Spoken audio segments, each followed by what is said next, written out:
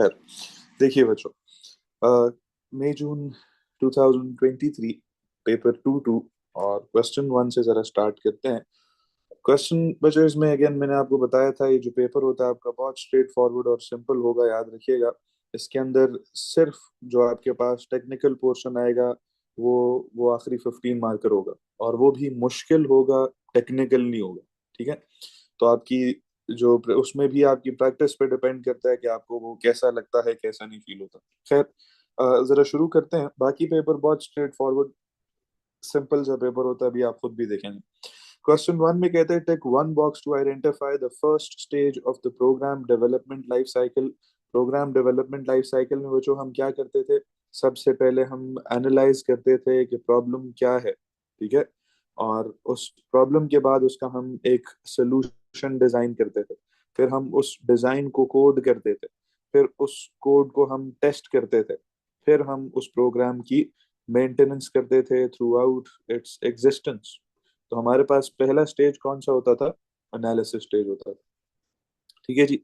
अब ये देखो, कहते 4 logic gates and 5 standard symbols for logic gates are shown. ये देखो, इतना सिंपल सी बातें कर रहा होता है। कहते draw one line to link each logic gate to its standard symbol. Not all standard symbols will be used. AND gate कौन सा जी? हमारे पास जो एंड डी होता है, इसी को रिप्रेजेंट करते हुए उसी की तरह का एक गेट होता है, रिजेम्बलेंस कर रहा होता है इसके साथ, वो गेट होता है एंड गेट। और गेट हमारे पास ये रहा। नैंड गेट हमारे पास नॉट और एंड का मिक्सचर होता है। नॉट गेट हमारे पास वो एक ही ट्रायंगुलर सा गेट होता है। तो ये आपके पास सारे गेट्स हैं। ठीक है जी। अच्छा, कहते हैं identify 3 different ways that the design of a solution to a problem can be presented. 3 different तरीके बच्चों जिनसे डिजाइन्स रिप्रेजेंट किए जा सकते थे बच्चों। आइडेंटिफाई करने, सिर्फ कोई डिस्क्राइब कोई एक्सप्लेन कुछ नहीं करना। डिजाइन फेज में हमने बोला था, हम लोग प्रॉब्लम को जब प्रेजेंट कर रहे होते हैं तो हमारे पास हम सूडो कोड्स यूज कर सकते हैं। Pseudo codes can be used. इसी तरह हमारे पास हम लोग वो जो स्ट्रक्चर डायग्राम्स आपको याद, ठीक है, structure diagrams can be used. इसी तरह हमारे पास एक हम फ्लो चार्ट्स पढ़ते थे, तो आपके पास flow charts can be used. ये 3 तरीके थे आपके पास ऑफ रिप्रेजेंटिंग अ डिजाइन।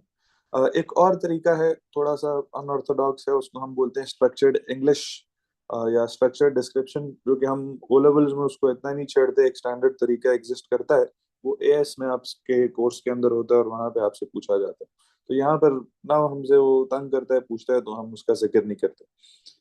फिर क्वेश्चन 4 पे आते हैं। देखो, 3 सवाल गुजर गए और हमारे पास 9 नंबर, 8 नंबर गुजर गए, और कुछ भी उसने ऐसा नहीं पूछा जो कि एकदम सुन के पढ़ के बंदे की हवा निकल जाए। तो आपके पास बहुत सिंपल स्ट्रेट फॉरवर्ड क्वेश्चनिंग करेगा बच्चों। कहते हैं a program needs to make sure the value input for a measurement meets the following rules. Input value कुछ rules को meet करनी चाहिए। The value is a positive number, यानी वो आपके पास 0 से greater ही होनी चाहिए। The value is always input, यानी कभी वो absent नहीं होनी चाहिए। The value is less than 1000, वो 1000 से lesser होनी चाहिए। सवाल पूछ रहा है आपके पास, कहते हैं कि describe the validation checks that the programmer would need to use. Validation checks बच्चों हमें यूज करने हैं। वैलिडेशन चेक्स अगर आपको याद हो तो हमारे पास बहुत सारे चेक्स होते थे, जिसमें आपके पास लेंथ चेक होता था, फिर हमारे पास टाइप चेक होता था, फिर हमारे पास रेंज चेक होता था, फिर हमारे पास प्रेजेंस चेक होता था। और कौन कौन से चेक्स होते थे जी हमारे पास? वैलिडेशन चेक्स हमारे पास लेंथ चेक था, टाइप था, रेंज था, प्रेजेंस था, format, very good, format check था कि हमारे पास एक स्पेसिफाइड फॉर्मेट को हम फॉलो कर रहे हैं कि नहीं कर रहे। तो ये वो हमारे पास वैलिडेशन चेक्स थे डाटा पे अप्लाई करने के लिए कि डाटा वैलिड है कि नहीं है।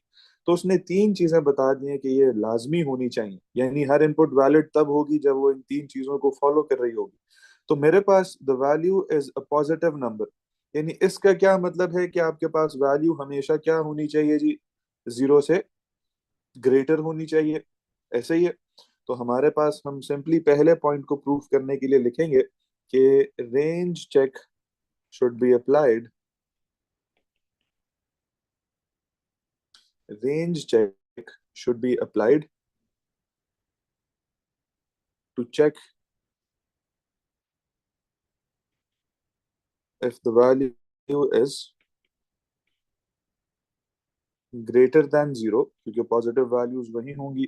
If the value is greater than zero, ठीक है, और आपके पास ग्रेटर देन जीरो हो, बहुत करीब करके लिख दिया, value is greater than zero, और हम साथ बताएंगे कि इट इज एक्सेप्टेड, क्योंकि आपके पास वो ग्रेटर देन जीरो होगी तभी एक्सेप्ट होगी।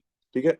इसी तरह दूसरा पॉइंट कि a value is always input, तो हम दूसरा पॉइंट लिखेंगे हमारे पास, presence check is used to ensure कि वो value is always present, value is always present, या इसको आप वो रिवर्स आर्ग्यूमेंट भी दे सकते हैं कि द फील्ड या value is not left empty. ठीक है। इसी तरह हमारे पास तीसरा point, the value is less than thousand, तो हमारे पास लेस देन थाउजेंड जो है उसमें भी आपके पास ये एक रेंज है जिसको चेक कर रहा है, तो हमारे पास range check will again be applied. इसको आप पहले पॉइंट के साथ भी लिख सकते हैं कि वैल्यू जो है वो ग्रेटर देन थाउजेंड हो, और हमारे पास टू सी या to check if the value is less than thousand. तो ये आपके पास सेम बात उसके साथ पहले पॉइंट के साथ भी लिख सकते हैं, जहां पर हम जीरो के लिए चेक कर रहे हैं। लेकिन मैंने जिस ऑर्डर में उसने पूछा है उसी ऑर्डर में तीन बातें, तीन वैलिडेशन चेक्स उसको बता दिए, तो ये हमारे पास वैलिड मार्क्स होंगे। अहद, दो आपने लिखे हैं, तो हम आपने वो रेंज चेक को दोनों बातें बताई हैं कि जीरो से वैल्यू ग्रेटर होगी और उससे लेसर होगी, ऐसे ही है।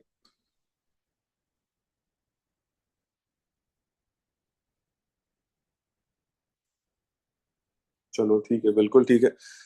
अच्छा, अगर आपको मैं एक और वैलिडेशन चेक बताऊं कि हमारे पास इसके अंदर सपोज करो टाइप चेक, टाइप चेक लग सकता है कि नहीं लग सकता, कि वैल्यू जो है आपके पास हमेशा प्रेजेंट होगी, वैल्यू नंबर्स में होगी। तो टाइप चेक क्या इंश्योर करेगा कि वैल्यू हमेशा न्यूमेरिकल हो, ठीक है, कि इंटीजर वैल्यू हो, आप उसको भी लगा सकते हैं। और आपके पास यहाँ पर लेंथ चेक, अहद कैसे, आपके पास क्या है उसकी, हम लेंथ चेक की क्या आर्ग्यूमेंट देंगे? Program needs to make sure value input for a measurement meets the following rules. Length check के लिए हमारे पास not greater than three digits, ये कहीं पे उसने स्पेसिफाई नहीं किया ना। अच्छा हाँ बिल्कुल, जीरो से 999 होगी तो वेरी गुड, आप उसको ये भी बता सकते हैं कि आपके पास 999 से ग्रेटर चली गई तो इट मीन्स थ्री डिजिट से ज्यादा है, तो बिल्कुल लेंथ चेक लगा सकते हैं। हाँ जी बिल्कुल, टाइप चेक भी कर सकते हैं कि आपके पास कहीं पे अल्फाबेट्स कैरेक्टर्स इनपुट ना हो जाएं, स्पेशल कैरेक्टर्स ना इनपुट हो जाएं, तो हम लिखेंगे type check is used to ensure only integers या न्यूमेरिकल वैल्यूज आर इनपुट। ठीक है। बी पार्ट में आए बच्चों जरा, बी पार्ट में कहते हैं कि the program needs editing to include a double entry check for the value input. कहते हैं state why this check needs to be included. Double entry check किस लिए यूज होता है बच्चों? Double entry, screen check, visual check, very good, तो वो आपके पास फॉर वेरिफिकेशन, आपको याद होगा, यूज होता है। और हमारे पास ये, हम वेरिफिकेशन ऑफ डाटा करते ही इसीलिए थे कि हमारे पास वो दोबारा देखा जाए वो करेक्ट कॉपीइंग हुई है कि नहीं हुई। ठीक है। पार्ट में पूछता है the input value needs to be stored in the variable measurement. जो वैल्यू इनपुट होगी वो वेरिएबल मेजरमेंट में बच्चों स्टोर होगी। कहते हैं write pseudo code to perform the double entry check until a successful input is made। until a successful input is made का क्या मतलब है बच्चों? कि यूजर से आपने बार बार इनपुट करवाते जाना है, और वो कब तक इनपुट करवाते जाना है? जब तक एक सक्सेसफुल या एक करेक्ट इनपुट नहीं आ जाती। तो दिस मीन्स कि ये एक रिपीटेटिव प्रोसेस है, और इसके अंदर हम लूप स्ट्रक्चर इस्तेमाल करेंगे। लेकिन क्या हम फॉर लूप इधर इस्तेमाल करेंगे जी? ये अनटिल का कीवर्ड बहुत जरूरी है। ये अनटिल का कीवर्ड स्पेसिफाई कर रहे हैं कि यहाँ पे आप कभी भी एक फॉर लूप इस्तेमाल नहीं कर सकते, आपको हमेशा एक रिपीट लूप या एक वाइल लूप इनपुट यूज करना पड़ेगा। ठीक है जी।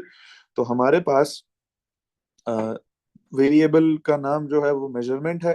तो हम यहाँ पर वेरिएबल डिक्लेरेशंस की आपको जरूरत नहीं है, जहाँ पे उसने स्पेसिफाई नहीं किया। सिर्फ 3 मार्क्स हैं, याद रखिएगा। वेरिएबल डिक्लेरेशंस जो हैं वो 15 मार्कर में जरूरी होती हैं, और जहाँ पे उसने आपसे क्लियरली स्पेसिफाई किया हो कि वेरिएबल्स डिक्लेयर करो, वहां जरूरी होती है। ठीक है। तो इन क्वेश्चन में वेरिएबल डिक्लेरेशन जरूरी नहीं होती।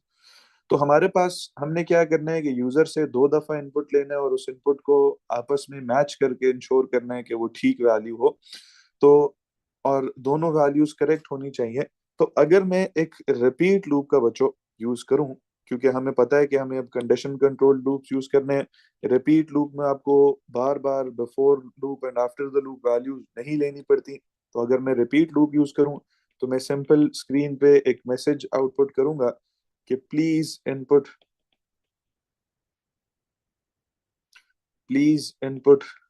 The measurement value please input the measurement value. और उसके साथ मैं उससे इनपुट ले लूं विद द कीवर्ड इनपुट, जो भी वैल्यू थी ऑफ द मेजरमेंट। और उसके लिए उसने मुझे वेरिएबल बताया हुआ है कि variable name is measurement itself. ठीक है। इसी तरह मैं उसको दोबारा से बताऊं, क्योंकि डबल एंट्री करनी है। तो मैं उसको दोबारा से बताऊं कि री एंटर मेजरमेंट वैल्यू प्लीज री एंटर मेजरमेंट वैल्यू। और उधर से मैं उससे इनपुट लूं। लेकिन यहाँ पर मेरे पास एक डिफरेंट वेरिएबल में, क्योंकि दोनों को मुझे कंपेयर करना है, तो मेरे पास अ, एक दूसरा वेरिएबल जिसको मैं मेजरमेंट वैल्यू 2 कह देता हूँ, उसमें इनपुट लूँ। ठीक है जी। और मेरे पास ये प्रोसेस कब तक रिपीट होता जाएगा, जब तक मेरे पास ये जो मेजरमेंट की वैल्यू है ये इक्वल नहीं हो जाती टू मेजरमेंट वैल्यू 2 के। डबल एंट्री यही होती है कि आपने दोनों तरफ जब डाटा लिखा है, कॉपी किया है, उसको करेक्टली कॉपी किया। सेम प्रोग्राम को बच्चों अगर विद वाइल लूप मैं आपको करके दिखाऊं जी, तो हमारे पास उस केस में क्या होगा। हम एक स्क्रीन पे मैसेज आउटपुट करेंगे, और उसको यूजर को हम पहले, क्योंकि हमें उस लूप को एक किक स्टार्ट देना है, लूप की इटरेशन को स्टार्ट करना है, तो उससे पहले हमें एक दफा यूजर से चेक अप्लाई करना पड़ेगा। तो हमारे पास हम सिंपली एक मैसेज आउटपुट करेंगे कि अब आप वही please enter measurement value, I hope अब वो कर लोगे। और हम उससे वो मेजरमेंट वैल्यू जो है वो इनपुट ले लेंगे। इसी तरह हमारे पास हम उससे दोबारा एक और मैसेज आउटपुट करेंगे, और फिर हम उसको बोलेंगे कि वो दूसरी जो मेजरमेंट वैल्यू है प्लीज वो इनपुट करो। और फिर हम उससे वो सेकंड मेजरमेंट वैल्यू जो है वो भी इनपुट ले लेंगे बच्चों। जब ये दोनों वैल्यूज इनपुट ले लेंगे, अब हो सकता है हमारे पास ये दोनों सेम हो सकता है दोनों सेम ना हो। ठीक है।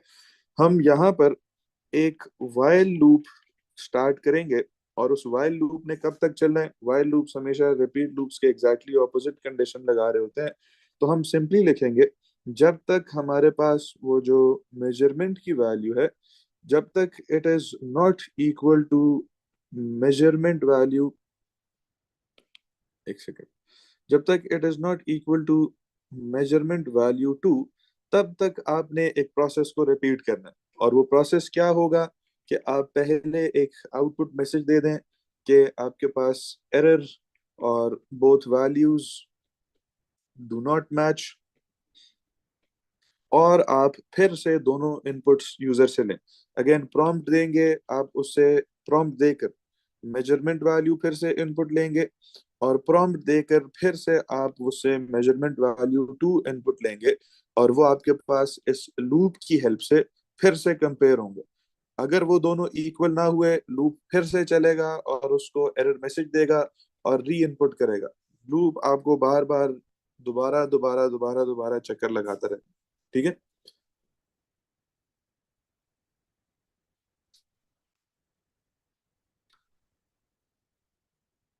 आई होप ये वाइल वाली कहानी समझ आई है जी। जी अहद, यही कहानी आप रिपीट में इफ के साथ लगा सकते हैं। रिपीट लूप अंदर यूज करना, उसमें जब आप रिपीट लूप यूज करेंगे तो उसके अंदर एक इफ स्टेटमेंट आप लगाएंगे। ठीक है। अच्छा, नेक्स्ट क्वेश्चन पे जरा आते हैं बच्चों, क्वेश्चन 5 पे। अगेन ये सवाल तो हम लोगों ने एज एफ भी नोट्स में किया था। कहते हैं circle 5 file handling operations, 5 file handling operation करते हैं जी हमारे पास के फाइल हैंडलिंग ऑपरेशंस क्या क्या होते हैं। देखो, फाइल्स को क्लोज किया जाता था, फाइल्स को ओपन किया जाता था, फाइल्स में रीड राइट किया जाता था आपके पास, और इसी तरह के सारे ऑपरेशंस होते थे। तो हमारे पास कौन कौन से फाइल हैंडलिंग ऑपरेशन नहीं हो सकते? कैलकुलेट नहीं है, काउंट नहीं है, फाइल क्रिएट होगी, इनपुट नहीं है, ओपन है, आउटपुट नहीं है, प्रिंट नहीं है, फाइल रीड हो सकती है, सॉर्ट नहीं है, सर्च नहीं है, टेस्ट नहीं है, टोटल नहीं।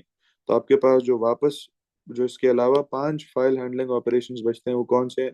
क्लोज है, क्रिएट है, ओपन है, रीड है, और राइट है। ये 5 हमारे पास फाइल हैंडलिंग ऑपरेशंस बनता है। ठीक है, क्वेश्चन 6 पे जरा आते हैं। कहते हैं state 3 different features of high level programming language, पर कमेंट्स ऐड कर सकते हैं to make the program understandable. ठीक है, इसी तरह हम, अगर आपको याद हो, प्रोग्राम को रीयूजेबल सिंपलर पार्ट्स में ब्रेक डाउन करते थे उसको यूजिंग हमारे पास फंक्शंस या प्रोसीजर्स, ताकि आप इजीली हर फंक्शन को डिफाइन, हर प्रोसेस को डिफाइन कर सकें।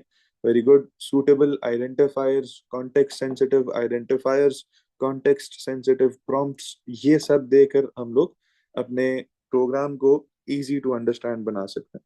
तो एक फीचर आप लिख सकते हैं कि आपके पास adding comments, adding appropriate prompts या कमेंट्स टू आर कोड, और अप्रोप्रिएट प्रॉम्प्ट्स की एग्जांपल क्या होगी कि आप वो आउटपुट लिखकर बताएंगे कि प्लीज एंटर एज। ठीक है, और फिर आप उस यूजर से इनपुट कर रहे हो एज। तो आपके पास ये एक अप्रोप्रिएट प्रॉम्प्ट की एग्जांपल है। कमेंट्स बताने हैं तो साथ आप ये डबल डैश लगा के बताते हैं कि this part inputs the age. ये दूसरी लाइन पे आ गए तो फिर कमेंट का sign, inputs the age of each user. तो आपके पास कमेंट्स वो डबल स्लैश के साथ आते हैं, और प्रॉम्प्ट्स वो आउटपुट देकर आप जो मैसेज शो करते हैं वो होते हैं। ठीक है, ये जो कमेंट्स होते हैं, याद रखिएगा, ये प्रोग्राम का हिस्सा नहीं होते, ये सिर्फ अंडरस्टैंडिंग बेहतर बनाने के लिए होते हैं। इसी तरह हम सूटेबल आइडेंटिफायर नेम्स यूज कर सकते हैं अकॉर्डिंग टू द प्रोग्राम। ठीक है, जैसे फॉर एग्जांपल हमारे पास जो वेरिएबल्स के हम नाम रखते थे, जैसे ए ग्रेड, काउंट, ये एक एग्जांपल है। भी कैसे एग्जांपल है कि will be used to store, will be used to store the number of A grades scored. तो आपके पास सिंपल इस तरह की एग्जांपल्स देंगे। इसका फीचर क्या है? Suitable identifiers. ऊपर फीचर क्या था? आउटपुट के कॉन्टेक्स्ट में लिखना है तो अप्रोप्रिएट प्रॉम्प्ट्स, उसके कॉन्टेक्स्ट में लिखना है कमेंट्स के तो हम कह सकते हैं कमेंट्स आर एडेड। ठीक है, इसी तरह थर्ड फीचर की अगर हम बात करें, तो थर्ड फीचर हमने कहा कि हम प्रोग्राम को ब्रेक डाउन कर सकते हैं। देखिए जी, क्वेश्चन 7 पे आते हैं जरा बच्चों। कहता है an algorithm has been written in pseudo code to calculate to calculate a check digit for a 4 digit number. कहते हैं the algorithm then outputs the 5 digit number including the check digit. कहते हैं the algorithm stops when -1 is input as the fourth digit. तो आपके पास क्या कहता है, programme लिखा हुआ है, एक चेक डिजिट कैलकुलेट करने के लिए 4 डिजिट नंबर से चेक डिजिट कैलकुलेट करेगा और एक 5 डिजिट नंबर रिटर्न करेगा। कहते हैं कि आपके पास give the line numbers for the statement showing totalling किधर हो रही है जी, उसका लाइन नंबर बताना है। तो आपके पास एक ये लाइन 8 में टोटलिंग हो रही है, और हमारे पास कहीं नहीं हो रही, तो हम सिंपली लिख देंगे कि आपके पास टोटलिंग लाइन 8 है, लाइन 7 है, बल्कि हाँ, लाइन 7 में टोटलिंग हो रही है। तो हम सिंपली यहाँ पर बताएंगे कि आपके पास लाइन 7 है। काउंट कंट्रोल्ड लूप कहाँ पर चल रहा है जी? आपके पास एक फॉर लूप ये रहा जो कि यहाँ एंड हो रहा है, एक आपके पास फॉर लूप ये रहा जो कि आपके पास ये नेक्स्ट काउंटर पे एंड हो रहा है। तो लाइन 4 12 और लाइन आपके पास 16 18, इन दोनों में आपके पास एक काउंट कंट्रोल लूप है जी। लूप एंड कहाँ पे हो रहा है?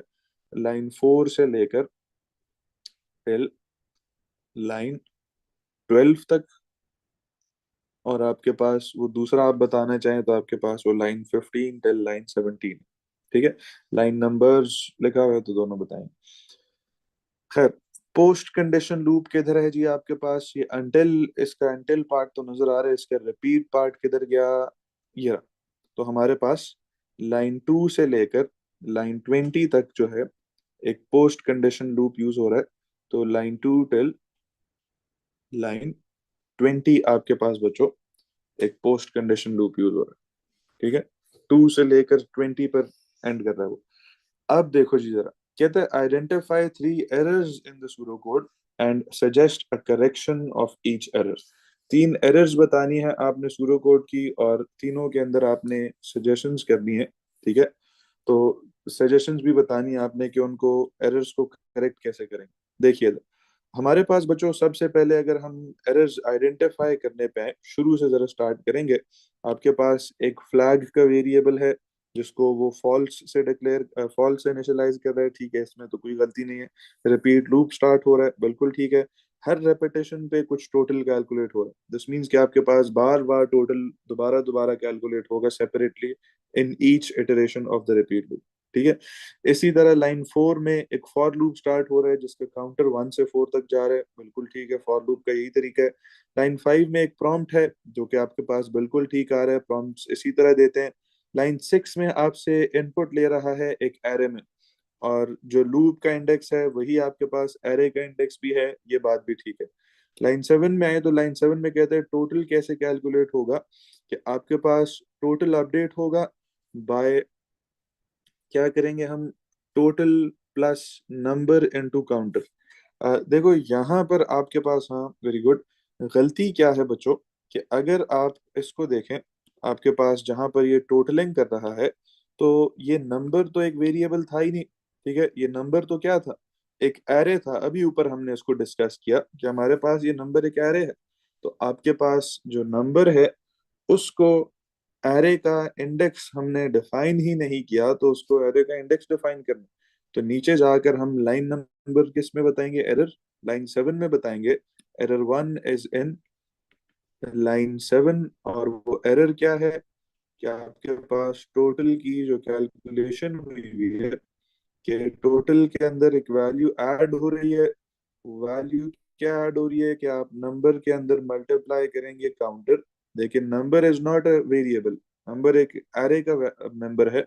तो आपके पास आप करेक्शन इसको ऐसे बताएंगे कि टोटल के पास वैल्यू जाएगी जो कुछ भी पहले टोटल में था, प्लस वो नंबर्स की एरे जिसका इंडेक्स इज काउंटर वाला, उधर से वैल्यू उठ के आएगी।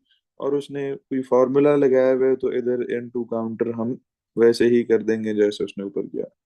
ठीक है, इसी तरह वापस ऊपर आए तो लाइन 8 अगर आप देखें, लाइन 8 जो है इसके अंदर कह रहा है कि if number counter is equal to 0, अगर आपके पास नंबर काउंटर इक्वल टू 0 हुआ, देन आपने फ्लैग ट्रू कर देना। अच्छा, नंबर काउंटर की वैल्यू अगर इक्वल टू 0 हुई, मुझे बताइए बच्चों, फ्लैग ट्रू करके हमें जब प्रोसेस एंड करना है, और वो लाइन 2 पे प्रोसेस हमें एंड करने को कह रहा है। वैसे तो देखो ये लाइन बिल्कुल ठीक लग रही है आपको, इसके अंदर कोई सिंटैक्स एरर नहीं है, लेकिन आपके पास फ्लैग ट्रू होने पे प्रोग्राम एंड हो रहा है, कि अनटिल फ्लैग जो है वो नॉट फ्लैग, हम लिखते थे फ्लैग इक्वल्स टू फॉल्स के लिए, और सिर्फ सिर्फ फ्लैग अगर आपको याद हो हम लिखते थे फ्लैग ट्रू के लिए। तो आपके पास ये प्रोसेस तब तक चलना है जब तक आपके पास फ्लैग ट्रू ना हो जाए, और ये फ्लैग ट्रू 0 पे कर रहा है। और फ्लैग ट्रू होना कहाँ पे चाहिए, वेरी गुड, आपके पास -1 पे होना चाहिए। तो लाइन 8 भी एक प्रॉब्लमेटिक लाइन है हमारे पास, कि लाइन नंबर 8 हम लिखेंगे, आपके पास उसने लिखा है कि अगर नंबर में entered value based on the counter equal to 0 हुई तो तब प्रोसेस को एंड करेंगे। लेकिन इसकी करेक्शन कैसे होगी, कि अगर हमारे पास नंबर में entered value based on the counter equal हुई किसके जी, -1 के। आगे जाते हैं जरा।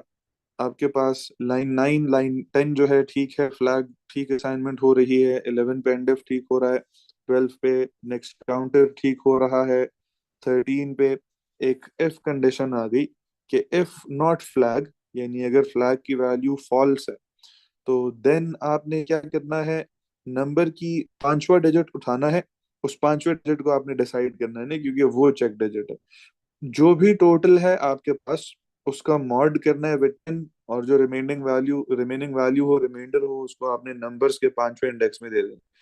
फिर कहते हैं for counter 0 to 5 output number counter. देखो नंबर काउंटर के अंदर 5 वैल्यूज होनी चाहिए एरे के इंडेक्सेस में, और आपके पास ऊपर भी लूप इसने 1 to 4 चलाया था। अब एक एक्स्ट्रा डिजिट आएगा तो वो 1 to 5 चलाएगा।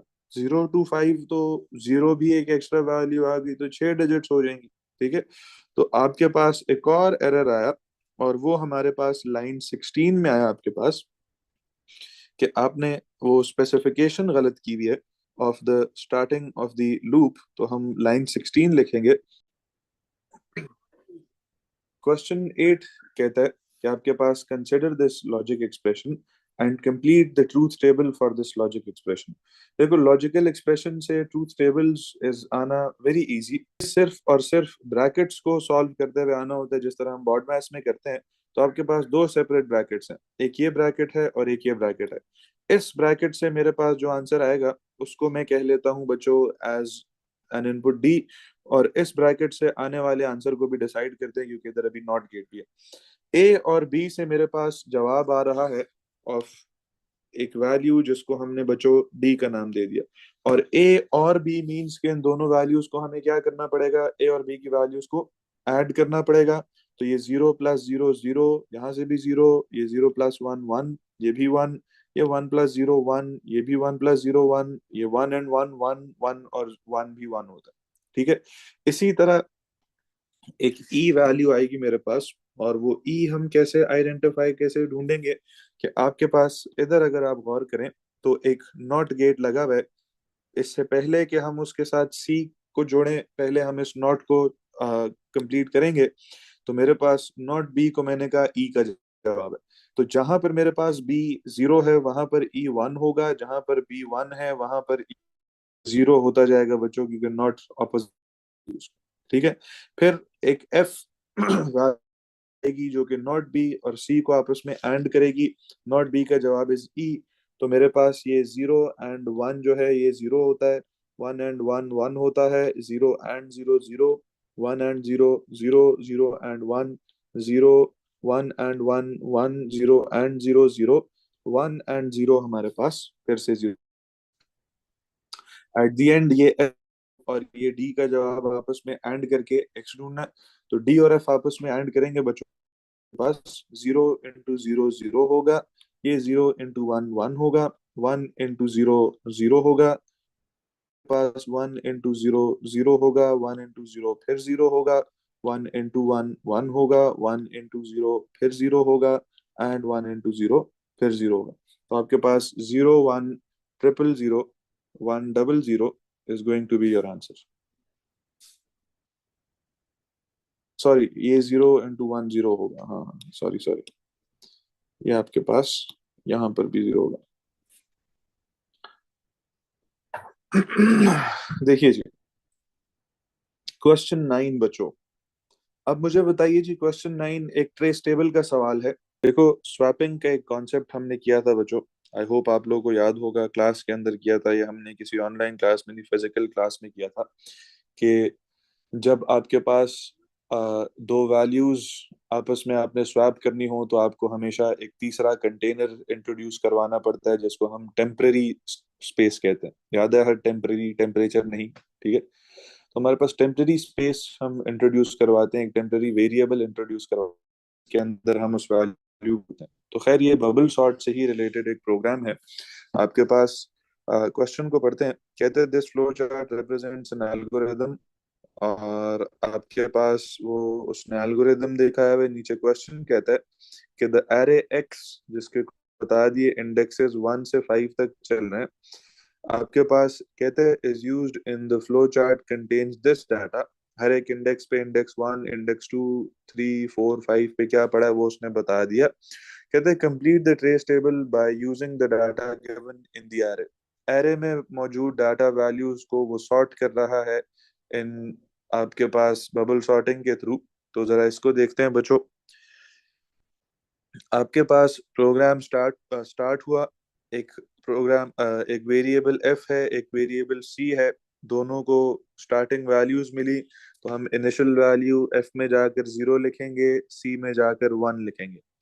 चेक कर रहा है क्या एक्स ऑफ सी, यानी अगर एरे एक्स के अंदर इस सी की वैल्यू एज इंडेक्स डालें जो कि 1 है, क्या आपके पास ये लेसर है then X of C plus 1। C 1 है तो सी प्लस 1 क्या होगा 2।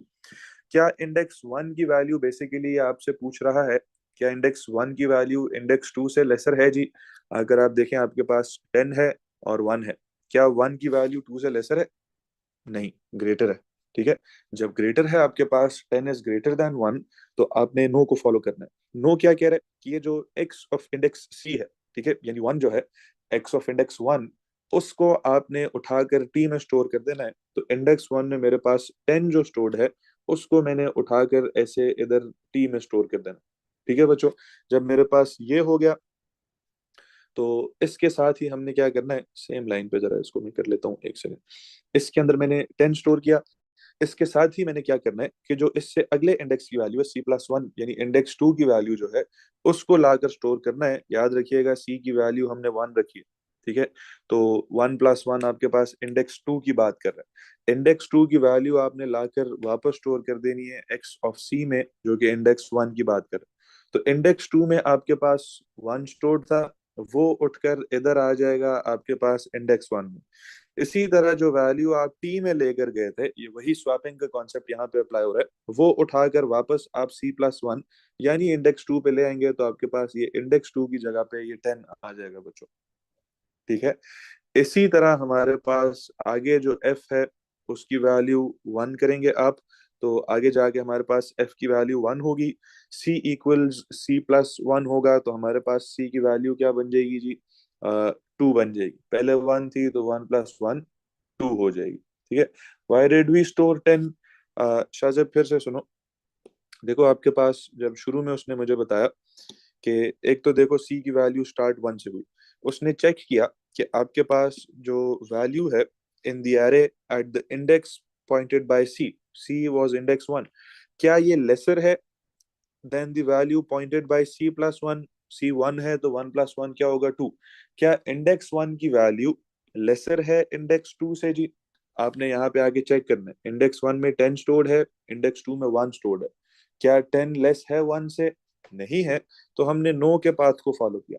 नो के पाथ ने क्या कहा कि आप टी वेरिएबल में वैल्यू स्टोर करें किसकी, जो कि एरे के इंडेक्स 1 पे पड़ी है, क्योंकि सी 1 है।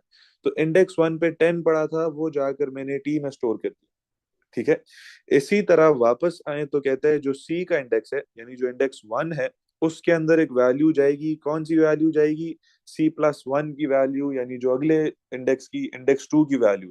तो इंडेक्स 2 में जो ये 1 पड़ा था, ये हमने उठाकर, ये जो 1 पड़ा था, इसको हमने उठाकर स्टोर कर दिया इन इंडेक्स 1। इसी तरह कहते हैं कि जो अब वैल्यू टी में थी, टी में हम क्या लेकर गए थे, 10 लेकर गए थे ना, वो वैल्यू उठाकर किधर स्टोर कर दो, सी प्लस 1 वाले इंडेक्स में, यानी इंडेक्स 2 में। तो मैंने इधर इंडेक्स 2 में स्टोर कर दिया। एफ को फिर कहते हैं 1 कर दो, तो मैंने एफ को 1 कर दिया। और अब सी को इंक्रीमेंट करने को कहा है, तो मैंने सी को 1 से इंक्रीमेंट करके 2 कर दिया। अब मेरे पास वैल्यू ऑफ सी जो है वो इक्वल टू 2 हो चुकी है। जो काउंट है वो इक्वल टू 5 हुआ जी? नहीं हुआ, तो हम नो को फॉलो करेंगे और ये नो हमें वापस इधर ऊपर ले आएगा।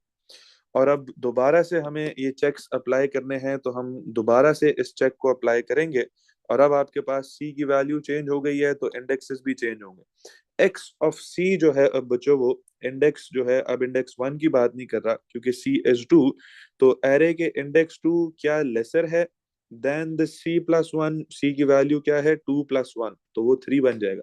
क्या इंडेक्स वैल्यू 2 लेसर है इंडेक्स वैल्यू 3 से? इंडेक्स वैल्यू 2 में अब हमारे पास याद रहे 10 पड़ा हुआ है। ठीक है, इंडेक्स वैल्यू 2 में हमारे पास 10 पड़ा हुआ है, और इंडेक्स वैल्यू 3 में हमारे पास ये 5 पड़ा हुआ है। क्या 2 की वैल्यू 5 से इंडेक्स 3 से लेसर है? क्या 10 5 से लेसर है? नहीं है, तो हम इधर भी नो को फॉलो करेंगे। और आपके पास एक दफा फिर से ये जो x ऑफ c यानी सेकेंड इंडेक्स की वैल्यू जो है वो असाइन होगी t को। तो सेकेंड इंडेक्स में आपके पास 10 स्टोर्ड है, वो फिर से असाइन होगा आपके पास ऐसे t को। ठीक है जी।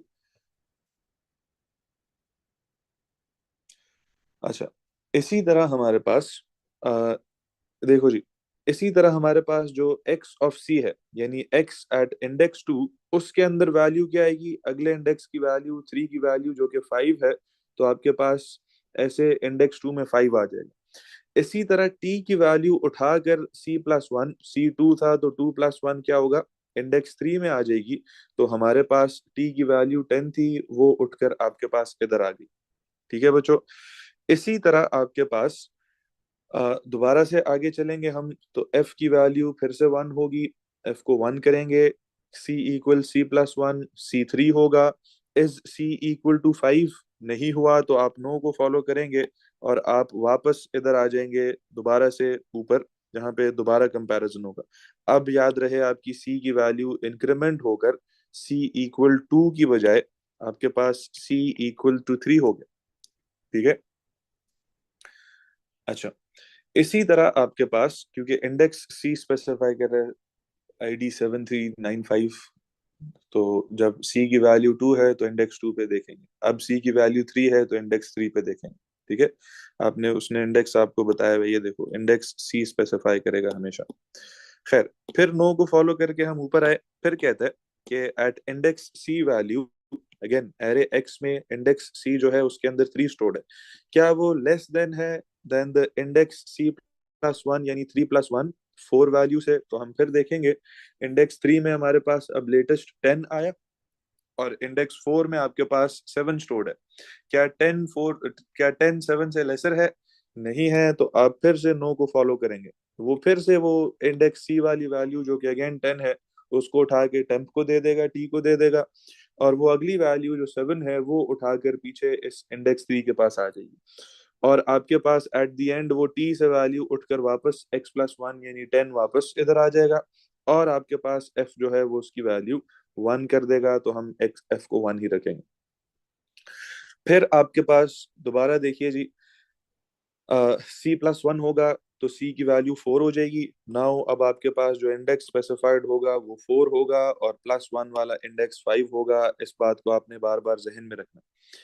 अच्छा जी, अब आप जब वापस ऊपर आएंगे, क्योंकि c अभी भी 5 की इक्वल नहीं है, तो x ऑफ c मींस कि आपके पास x एट इंडेक्स 4, क्या ये लेसर है देन x एट इंडेक्स 4+1? क्या बनता है? 5 बनता है। ठीक है। तो हमारे पास हम देखेंगे कि हमारे पास जो 10 है वो इंडेक्स 4 में पड़ा है। क्या ये 10 लेस है देन इंडेक्स 5 में पड़ी हुई वैल्यू से? यस या नो बच्चों? यस, इंडेक्स 5 में अब 11 पड़ा। तो आप अब की बारी इस यस को फॉलो करके आएंगे और हमारे पास यस के अंदर काउंट सिंपली इंक्रीमेंट हो रहा है, तो आपके पास काउंट +1 5 हो जाएगा। Is count equal to 5? Yes, count is equal to 5। Is F equal to 0? नहीं जी, एफ 0 के इक्वल नहीं है, तो आप वापस ऊपर जाएंगे। ठीक है, F1 था हमारे पास। तो आप ऊपर आएंगे तो आपके पास दोबारा से एक रेपिटेशन शुरू हो रही है, और वो क्या कर रहा है? एफ को फिर 0 कर रहा है, यहाँ पर देखो, और सी को फिर 1 कर रहा है। सिंपली जो उसने काम लिखा है उसको फॉलो करना है, उससे आगे पीछे हमने कुछ सोचना ही नहीं। ठीक है। इसी तरह आपके पास ये हमने कर लिया, तो इसको फॉलो करते हुए फिर आगे जाएंगे। और आपके पास अभी तक याद रखिएगा जो वैल्यूज रिप्लेस हो चुकी हैं, जो हमने रिप्लेस कर दी हैं बच्चों, हर इंडेक्स पे आपके पास नीचे से अगर आप देखें तो इंडेक्स 1 पे अब 1 स्टोर्ड है, इंडेक्स 2 पे अब 5 स्टोर्ड है, ये हमारे पास वो अपडेटेड वैल्यूज हैं। इंडेक्स 3 पे अब 7 स्टोर्ड है, इंडेक्स 4 पे अब आपके पास 10 स्टोर्ड है, और इंडेक्स 5 पे 11 ही स्टोर्ड था। ठीक है। आई होप ये कंपेयर क्लियर है कि कैसे ये वैल्यूज आ गई आपके पास, वो हमने स्वैपिंग की थी। अच्छा, अब जब हम इसको फॉलो करेंगे तो हमारे पास कहता है कि अब जो आपके पास काउंट की वैल्यू है वो सी, वो दोबारा से 1 हो चुका है, तो सी फिर से 1 है। फिर काम को शुरू से आकर देखेंगे कि आपके पास एक्स ऑफ सी यानी एक्स एट इंडेक्स 1, क्या वो लेस है then x at c+1 which is 2। Index 1 पे वैल्यू 1 पड़ी है, क्या वो 5 से लेस है जी? Yes no? यस, वो 5 से लेस है, तो हम इस यस को फॉलो करते हुए नीचे आएंगे, काउंट इंक्रीमेंट होके 2 हो जाएगा। क्या काउंट 5 की इक्वल है आपके पास? नहीं, तो 9 से आप इधर वापस ऊपर आ जाएंगे, और अब आपके पास काउंट जो है वो 1 से 2 बढ़ चुका है दोबारा से, तो c इक्वल्स टू 2 हो जाएगा। और अब जो कंपैरिजन होंगे वो आपके पास दोबारा ऐसे होंगे कि क्या x एट इंडेक्स 2, क्योंकि c की वैल्यू 2 है तो उसके हिसाब से देखना है, क्या लेसर है देन c+1 यानी वैल्यू 3 से? इंडेक्स 2 में आपके पास 5 स्टोर्ड है, इंडेक्स 3 में आपके पास 7 स्टोर्ड है, क्या 5 7 से लेस है जी? बिल्कुल है। दोबारा हम यस को फॉलो करेंगे और हमारे पास काउंट इंक्रीमेंट होके 3 हो जाएगा। क्या काउंट 5 की इक्वल हुआ? नहीं हुआ, तो आप इधर से वापस ऊपर आ जाए। अब आपके पास काउंट 3 हो गया, तो अब आपने सी को 3 कंसिडर करना है क्योंकि उसने आपको बताया। तो आपके पास अब जो कंपैरिजन होंगे वो 3 और 3+1 यानी 4 का होगा, यानी हर इंडेक्स को उठाकर अपने से आगे वाले इंडेक्स से हम बेसिकली कंपेयर करें। तो आपके पास इंडेक्स 3 में 7 पड़ा है, इंडेक्स 4 में 10 पड़ा है, क्या 7 10 से लेस है? यस, 7 10 से लेस है, तो फिर यस को फॉलो करेंगे, काउंट इंक्रीमेंट होकर वो जो 4 हो जाएगा। ठीक है। इसी तरह आपके पास क्या काउंट 5 की इक्वल हुआ? अभी भी नहीं हुआ, तो हम वापस ऊपर जाएंगे, सारे प्रोसेस को फिर से देखेंगे, और आपके पास काउंट इंक्रीमेंट होके अब सी की वैल्यू जो है वो 3 की बजाय सी इक्वल्स 4 हो चुकी है। अब 4 को आपने चेक करना है दोबारा से, तो आपके पास देखेंगे कि क्या एक्स ऑफ वैल्यू सी, क्या आपके पास ग्रेटर है जी? Sorry, X of value C is यानी इंडेक्स 4 की वैल्यू, क्या वो लेसर है देन इंडेक्स 5 की वैल्यू? इंडेक्स 4 में 10 है, इंडेक्स 5 में 11 है। यस, वो लेसर है, काउंट इंक्रीमेंट होकर काउंट 5 हो जाएगा। आपके पास फिर कहते हैं कि क्या काउंट 5 की इक्वल हुआ? यस, अब काउंट 5 की इक्वल हो गया, तो हम यस को फॉलो करेंगे। क्या आपके पास F0 है? बिल्कुल, यहाँ पे आप देखो थ्रू आउट F0 आ रहा था, तो आपके पास यस का मतलब है कि अब आपने जाकर काम को स्टॉप कर देना, तो इधर तक ही आपके पास चलेगा sir. A music streaming service has a new database table named songs। के पास म्यूजिक स्ट्रीमिंग सर्विस है जिसका डाटाबेस है name song to store the details available for streaming. कहते the table contains the fields song number. ठीक है। इसी तरह आपके पास टाइटल, आपके पास author of the song, singer of the song, genre, किस जॉनरा का सॉन्ग है, मिनट्स कितने हैं, रिकॉर्डेड जिस डेट पे वो रिकॉर्ड हुआ था सॉन्ग, वो भी आपके पास डिटेल होंगे। तो कहते हैं ए पार्ट कि identify the field that will be the most appropriate primary की फॉर दिस टेबल। कौन सी फील्ड होनी चाहिए जी मोस्ट अप्रोप्रिएट आपके पास? Very good. हमने जो सॉन्ग नंबर उसने हमें बताई है वो हम यूज करेंगे आपके पास एज द की फील्ड, या इसको हम प्राइमरी की भी कहते हैं। ठीक है बच्चों। अच्छा, इसी तरह आपके पास आगे आए जी अगर बी पार्ट में, कहते हैं कि complete the table to identify the most appropriate data type for each field in the songs। सब के लिए अप्रोप्रिएट तरीन डाटा टाइप बच्चों आपने बतानी है। तो सॉन्ग नंबर ऊपर आप देखो तो उसने आपको एक मिक्सचर ऑफ वैल्यूज दिया हुआ है, तो ये हमारे पास किस डाटा टाइप का होगा जी? ये हमारे पास टेक्स्ट डाटा टाइप का होगा। फिर आपके पास the title of the song है, ये भी किस डाटा टाइप का होगा बच्चों आपके पास? ये भी टेक्स्ट डाटा टाइप का होगा। इसी तरह आपके पास रिकॉर्डेड, रिकॉर्डेड क्या स्टोर कर रहे हैं? Date at which the song was recorded, तो आपके पास ये date and time, date time date, ये इस डाटा टाइप का होगा। इसी तरह minutes, the length of the song in minutes, for example 3.75, तो ये आपके पास कौन सी वैल्यू होगी? आपके पास रियल वैल्यूज होंगी, इसके लिए 2 नंबर आपको। ठीक है। डाटा टाइप्स सिंपली आइडेंटिफाई करनी है हमें। कहते हैं explain the purpose of the structured query language statements sum minutes, आपने बताना है from songs where genre equals rock. Count बताना है टाइटल करके from songs where genre equals rock.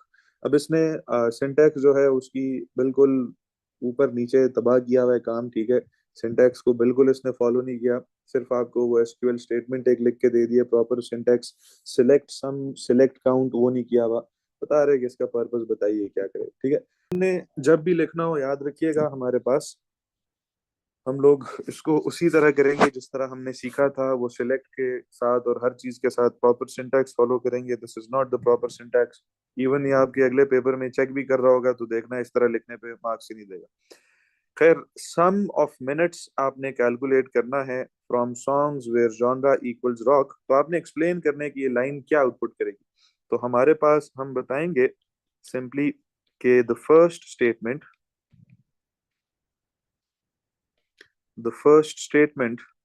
outputs the sum of the sum of all the minutes, या total recording minutes ये भी बता सकते हो, the sum of all the minutes of songs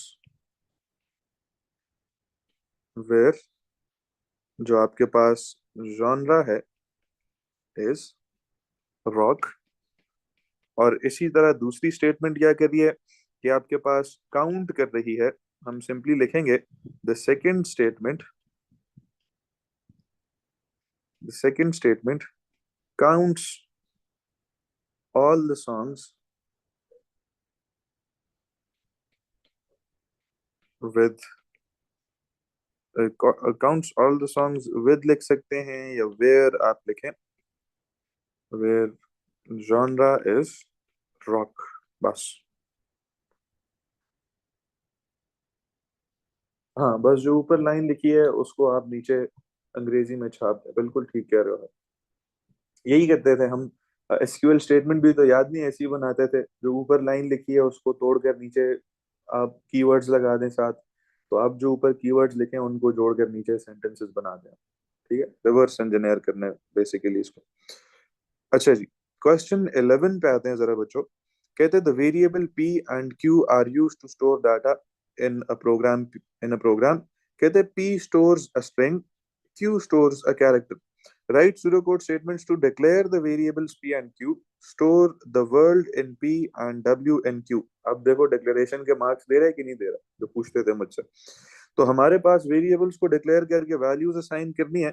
आपके पास p जो है वो एक स्ट्रिंग वेरिएबल है, q जो है कैरेक्टर वेरिएबल है। तो हम अपने उसी सिंटैक्स के साथ डिक्लेयर करेंगे p को एज अ स्ट्रिंग, और हम डिक्लेयर करेंगे इसी के साथ q को एज अ कैरेक्टर। और आपके पास p को इनिशियल वैल्यू देनी है आपने द वर्ल्ड, और हमने इसी तरह q को इनिशियल वैल्यू देनी है w। Write pseudocode algorithm to convert p to uppercase. Find the position of q in the string p. The first character in the string is in position 1. Store the position of q in the variable position। अच्छा, ये बड़े मजे का काम है, इसकी अंग्रेजी सिर्फ समझनी है आपने। कहते हैं जो आपके पास सारा का सारा p है उसको कन्वर्ट करो टू अपर केस। तो आपको याद होगा वो स्ट्रिंग हैंडलिंग फंक्शंस बच्चों, जो कि किसी भी गिवन स्ट्रिंग को कन्वर्ट कर देते हैं इनटू अपर केस। क्या होते थे जी हमारे पास, p एज अ स्ट्रिंग, तो उसको आप यू केस भी कर सकते हैं, टू अपर भी कर सकते हैं, आपकी मर्जी, ठीक है। तो हमारे पास अपर केस में एक तो कन्वर्ट करना है, दूसरा आपने क्या करना है कि आपने स्ट्रिंग के अंदर सर्चिंग करनी है कि ये q जो है, ये w जो है, ये p में किस पोजीशन पे पड़ा हुआ है, ठीक है।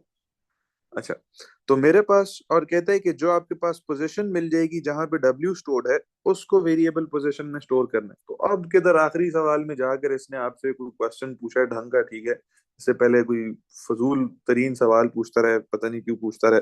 खैर, अच्छा, तो देखिए जी, आपके पास convert p to upper case सबसे पहले आपने करना है। तो आपने p को बच्चों अपडेट करना है। उसको हम कैसे अपडेट करेंगे, टू अपर लिखें आप, और टू अपर में उसको पास कर दें p इटसेल्फ, कि वो खुद ही अपर केस में कन्वर्ट होके उसके पास आ जाए, ठीक है। ऐसे भी कर सकते हैं, ऐसे भी कर सकते हैं कि p को आप अपर केस में करके वापस p को दे दें। ये यूजुअली कैरेक्टर्स के लिए इस्तेमाल होता है, तो हम टू अपर ज्यादातर इस्तेमाल करते हैं फॉर स्ट्रिंग्स, ठीक है। अच्छा, इसी तरह हमारे पास पी में क्योंकि हमें पता है मौजूद है वैल्यू, और हमने उसको सर्च करना है, जो पोजीशन आ जाए उस पोजीशन को हमें याद रखना है। फाइंड द पोजीशन कहता है। तो आप एक वाइल लूप लगा सकते हैं। वाइल लूप आप कैसे लगाएंगे कि हमारे पास वाइल लूप नहीं बल्कि repeat loop is a better loop. For loop भी आप लगा सकते हैं। आपको पता है कि टोटल कितने कैरेक्टर्स हैं जिनको आपने ढूंढना है। याद रखिएगा हमें पोजीशन फाइंड करनी है। और पोजीशन जब हमें शुरू में नहीं पता तो उस वेरिएबल को हमें कैलकुलेट नहीं करना है किसी तरीके से, सिर्फ आइडेंटिफाई करना है। तो उसको इनिशियलाइज करने की जरूरत नहीं है। हाँ, लेकिन मुझे याद रखिएगा हर एक इंडेक्स ऑफ द स्ट्रिंग जो है उसको चेक करना है। और हर एक इंडेक्स ऑफ द स्ट्रिंग आपको याद होगा, हमने वो वॉवल्स फाइंडिंग वाले केस में किया था, याद है? Very good. हम जो है वो एक सब स्ट्रिंग का फंक्शन यूज करेंगे जिसको हम क्या नाम देते हैं जी? मिड का नाम देते हैं। ठीक है, मिड का नाम भी दिया जाता है उसको, सब स्ट्रिंग का नाम भी दिया जाता है। मिड यूजुअली हम इस्तेमाल करते हैं। तो हम लोग यहाँ पे क्या करेंगे बच्चों, इस पी को आपने फाइंड करना है। तो तब तक फाइंड करते जाने क्यू को, सॉरी, इन पी। तो आपको बार बार सर्चिंग करनी है, बार बार देखना है। तो हम देखेंगे कि हमारे पास एक प्रोसेस रिपीट होगा। प्रोसेस क्या रिपीट होगा? मैं एक वेरिएबल लेता हूँ चेक। उस चेक के अंदर मैं क्या वैल्यू स्टोर करता हूँ कि मिड फंक्शन अप्लाई किया जाए। किस पे अप्लाई किया जाए? पी पे। और इसकी एक पोजीशन उठाई जाए। अब इस काउंट को भी मुझे इनिशियलाइज करना पड़ेगा। और उस पोजीशन से एक कैरेक्टर उठाया जाए। और काउंट है हमारे पास। काउंट को हम शुरू में हमें वो बता रहा था कि हमारी जो starting position in the string है वो पोजीशन 1 है। तो काउंट को बच्चों शुरू में लाजमी आपको इनिशियलाइज करना है ताकि पता हो कि किस पोजीशन से हम स्टार्ट कर रहे हैं। तो आपके पास एक नीचे लाइन में आप काउंट को 1 से स्टार्ट करेंगे जी। ठीक है, हमारे पास हम बताएंगे काउंट 1 का मतलब है, मिड का फंक्शन बताता था कि किधर से शुरू करना है और कितने कैरेक्टर्स निकालने हैं। तो मैंने 1 से शुरू करके एक कैरेक्टर निकाला और उसको चेक को असाइन कर दिया। अब चेक क्या करेगा? चेक देखेगा कि अगर आपके पास अभी अभी जो वैल्यू निकाली है, अगर तो ये इक्वल है टू द वेरिएबल क्यू, तो सिंपली आपने क्या करना है, इस पोजीशन को याद कर लेना है। तो हम वो वेरिएबल पोजीशन उसने दिया हुआ था, उसमें हम जो भी वैल्यू है ऑफ द काउंट उसको स्टोर कर लेंगे जी। और ये इफ आपके पास एंड इफ हो जाएगा।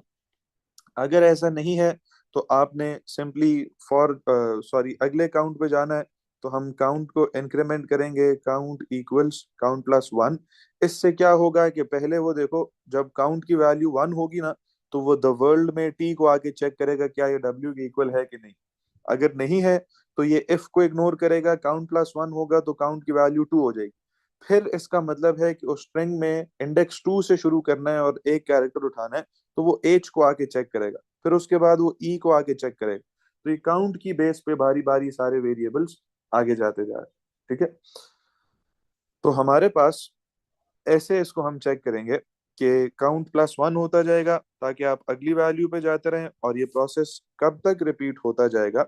जब तक आपके पास अनटिल जो पोजीशन को भी स्टार्टिंग वैल्यू देनी पड़ेगी फिर, अनटिल आपके पास या तो इस पूरी की पूरी लेंथ को बचो, हम कहते हैं कि आपके पास जो काउंट की वैल्यू है वो ग्रेटर नहीं हो जाती देन द आपके पास जो भी लेंथ आती है ऑफ द स्ट्रिंग, और वो किस में स्टोर्ड होगी? इस लेंथ के फंक्शन के थ्रू मिलेगी। ठीक है, प्रोसेस कब तक रिपीट होता जाएगा? जब तक आपके पास लेंथ की वैल्यू जो है वो p के इक्वल ना हो जाए, या आपके पास जो पोजीशन है और इसके साथ हम लिखते हैं वो आपके पास मिल ना जाए। तो पोजीशन मिल ना जाए यानी पोजीशन की वैल्यू चेंज होगी। अगर हम शुरू में पोजीशन को इधर देखो, एक इनिशियल वैल्यू दे दें -1, तो हमारे पास इसका मतलब है अगर एंड तक पोजीशन -1 रही तो इसका मतलब है कि आपको वैल्यू नहीं मिली। जैसे ही पोजीशन मिल गई उसकी, क्यू की पोजीशन यानी डब्ल्यू की पोजीशन जैसे ही मिल गई, तो आपने प्रोसेस एंड कर देना है। तो मैं सिंपली एक और कंडीशन इधर लगा सकता हूँ कि मेरे पास रिपीट करते रहो। कब तक? जब तक पोजीशन की वैल्यू आपके पास -1 नहीं हो जाती, -1 से कोई और नहीं हो जाती। ठीक है, जब तक -1 है रिपीट करते जाओ। अगर लेंथ एक्सीड हो गई तो रुक जाओ। अगर आपके पास -1 से वैल्यू हट गई तो भी रुक जाओ। पार्ट में कहता है give the value of the position after the algorithm has been executed with the data in question 11A। Position की वैल्यू कहाँ पे आनी चाहिए जी आपके पास क्वेश्चन 11 पार्ट ए में। आपके पास 11 पार्ट ए में क्या कहता है कि give the value of position. हाँ जी, पोजीशन के अंदर क्या वैल्यू स्टोर्ड होगी बच्चों? आप जब काउंट कर रहे होंगे, जब प्रोग्राम चल रहा होगा, तो ये 1, ये 2, ये 3, ये 4, डब्ल्यू कहाँ पर जाके आया? 5 पे आया आपके पास। तो पोजीशन वेरिएबल क्या वैल्यू स्टोर कर रहा होगा? उसके मुताबिक वैल्यू 5 स्टोर कर रहा होगा। ठीक है जी। अच्छा जी, क्वेश्चन 12 जरा देखिए जी। क्वेश्चन 12 में कहता है two dimensional array account contains account holders names and passwords for a banking program. हमें एक 2D एरे दी गई है। अब 2D एरेज में हम देख चुके हैं कि हमारे पास this is basically a collection of 1D arrays. तो ये 2D एरे अकाउंट जो हमें उन्होंने दिया है, उसमें ही स्टेटिंग द एग्जामिनर कि आपके पास अकाउंट होल्डर्स के नाम होंगे और पासवर्ड्स होंगे, और ये एक 2 डायमेंशनल एरे है, जिसका मतलब है कि आपके पास there are multiple account holders. तो ऐसे you will have multiple rows in this array, और हर अकाउंट होल्डर के अगेंस्ट, हर अकाउंट होल्डर के लिए हमारे पास उसका नाम भी स्टोर्ड है एंड उसका पासवर्ड भी स्टोर्ड है। तो ऐसे करके आपके पास ये एक टेबल बनेगा जिसमें आपके पास अकाउंट होल्डर नंबर कौन सा है वो 1 2 3 4 चलता जाएगा। इसी के साथ साथ जैसे for the account owner account holder 1, आपका नेम उसका यहाँ पे स्टोर होगा, और उसके साथ जो पासवर्ड है वो सेकेंड कॉलम में स्टोर होगा। इसी तरह जो सेकंड अकाउंट होल्डर है उसका नाम यहाँ स्टोर होगा, पासवर्ड इधर स्टोर होगा। जो थर्ड अकाउंट होल्डर है उसका नाम इधर स्टोर होगा और पासवर्ड इधर स्टोर होगा। 2D arrays are basically tables बच्चों, ये हम चीज देख चुके हैं। फिर आगे सवाल में कहता है कि अ 2D एरे, एक और 2D एरे है अकाउंट डिटेल्स के नाम से, has 3 columns containing the following details. आपके पास कॉलम 1 में क्या है? Balance of that customer.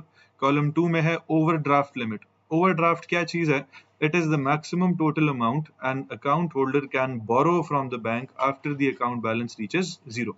यानी इन केस उस कस्टमर का अकाउंट बैलेंस जो है वो जीरो हो जाता है एंड वो कोई लोन लेना चाहता है, तो वो कितनी लिमिट है वो ओवरड्राफ्ट लिमिट हमें बताएगा। जैसे 100.00 इज एन एग्जांपल। फिर कहते हैं कॉलम 3 जो है स्टोर करता है आपके पास विड्रॉल लिमिट, कि एक बंदा at a time the amount of money that can be withdrawn at one time, for example 200। तो हमारे पास ये एक्स्ट्रा वर्किंग करना इज वेरी इंपॉर्टेंट, याद रखिएगा। हमारे पास ये भी जो सेकेंड एरे बनेगी, इसमें भी for a number of clients हमारे पास अब 2 की बजाय 3 डिफरेंट हमारे पास ऐसे कॉलम्स बनेंगे बच्चों। कॉलम्स आर वर्टिकल, हमेशा याद रखिएगा। अब ये जो कॉलम्स हमारे पास बनेंगे, इन हर एक कॉलम में एक different piece of information store हो रहा होगा for each customer and so on. ये चलते जाएंगे, अभी हमें बताया नहीं है कि कितने टोटल कस्टमर्स हैं। हर कॉलम में हमारे पास पहले कॉलम में बैलेंस है, दूसरे में ओवरड्राफ्ट लिमिट है, तीसरे में विड्रॉल लिमिट है। यानी कुछ ऐसे करके आपके पास यहाँ पे बैलेंस आएगा, ये आपके पास ओवरड्राफ्ट लिमिट का कॉलम आ जाएगा, और ये आपके पास विड्रॉल लिमिट का कॉलम आ जाएगा। और रोज फॉर अगेन कस्टमर्स होंगी, customer 1, customer 2, customer 3 and so on. जैसे कस्टमर 1 का नाम और पासवर्ड आपको यहाँ से मिल जाएगा, उसी का ये बैलेंस, ओवरड्राफ्ट और विड्रॉल लिमिट आपको इधर से मिलेगी। आगे कहीं इसने ये इंफॉर्मेशन प्रोवाइड की भी होगी। कहते हैं the amount of money in a bank account can be negative. हाँ, वो नेगेटिव हो सकती है, लेकिन but not more than the overdraft limit. जैसे for example an account with an overdraft limit of 100, एक ऐसा अकाउंट जो कि आफ्टर हिटिंग बैलेंस जीरो सिर्फ 100 रुपीज एक्स्ट्रा निकलवा सकता है, उसका बैलेंस जो है मस्ट बी ग्रेटर दैन और इक्वल टू -100। इससे स्मॉलर बैलेंस उसका नहीं होना चाहिए। कहता है अगर ऐसा है तो suitable error message must be displayed if a withdrawal can not take place. Withdrawal कब कब नहीं हो सकेगा, जरा इन सिचुएशंस पे आपने सोचना है। एक तो if you hit the withdrawal limit, तब विड्रॉल नहीं हो सकेगा, हम सूटेबल मैसेज शो करेंगे। दूसरा, अगर आपके पास वो जो ओवरड्राफ्ट लिमिट है उससे ज्यादा आप विड्रॉ करने की कोशिश कर रहे हैं, तब भी विड्रॉ नहीं हो सकेगा। ओवरड्राफ्ट लिमिट अगेन क्या थी कि after the account balance become zero, तो बंदा जीरो होने के बाद वो कस्टमर कितने पैसे निकलवा सकता है, that is the overdraft limit बच्चों हमारे पास। तो इन दोनों केसेस में the customer will not be able to withdraw the amount of money। अच्छा, इधर उसने कहा भी है, for example if the overdraft limit और the size of the withdrawal is exceeded. फिर कहते हैं द बैंक अकाउंट आईडी, एक आपके पास वेरिएबल उसने बता दिया दैट इज अकाउंट आईडी।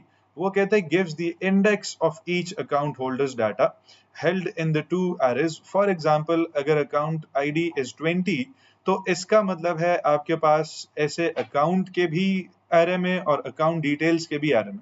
देखो, ये पहला इंडेक्स इन 2D एरे हमेशा हम पढ़ चुके हैं, हमें बताता है रो नंबर।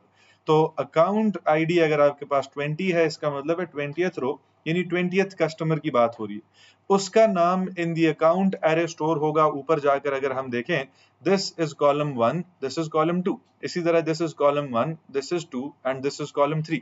तो अगर आपके पास कहीं आप 20th अकाउंट पे पहुंचते हैं, तो कॉलम 1 में उस 20th अकाउंट होल्डर का नेम होगा, यहाँ पे उसका पासवर्ड होगा। इसी तरह दूसरी एरे के अंदर जो 20th आपके पास रो आएगी, यहाँ पे उस पर कस्टमर का बैलेंस स्टोर्ड होगा, इधर उसकी ओवरड्राफ्ट लिमिट होगी और इधर उसकी जो विड्रॉल लिमिट है वो स्टोर्ड होगी बच्चों। Again this extra working is for our understanding. तो हमें कहता है कि हमारे पास ऐसे करके एक ही आईडी से सब कुछ पता चल जाएगा। वो रो नंबर जब हमें पता होगी तो दोनों एरेज में हम देख सकेंगे कि हमारे पास किस रो पे बात चल रही।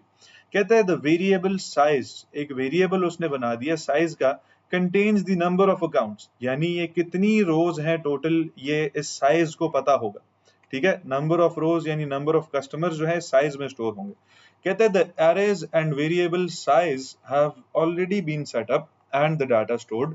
इसका मतलब है कि ना तो हमें इसको डिक्लेयर करने की जरूरत है, ना हमें इसको डाटा वैल्यू प्रोवाइड करने की जरूरत है, और ना हमें जानने की जरूरत है कि इसके अंदर क्या इंफॉर्मेशन, कितने अकाउंट स्टोर्ड है। हम इस वेरिएबल को एज इट इज यूज कर सकते हैं क्योंकि इसके अंदर ऑलरेडी इंफॉर्मेशन स्टोर्ड है।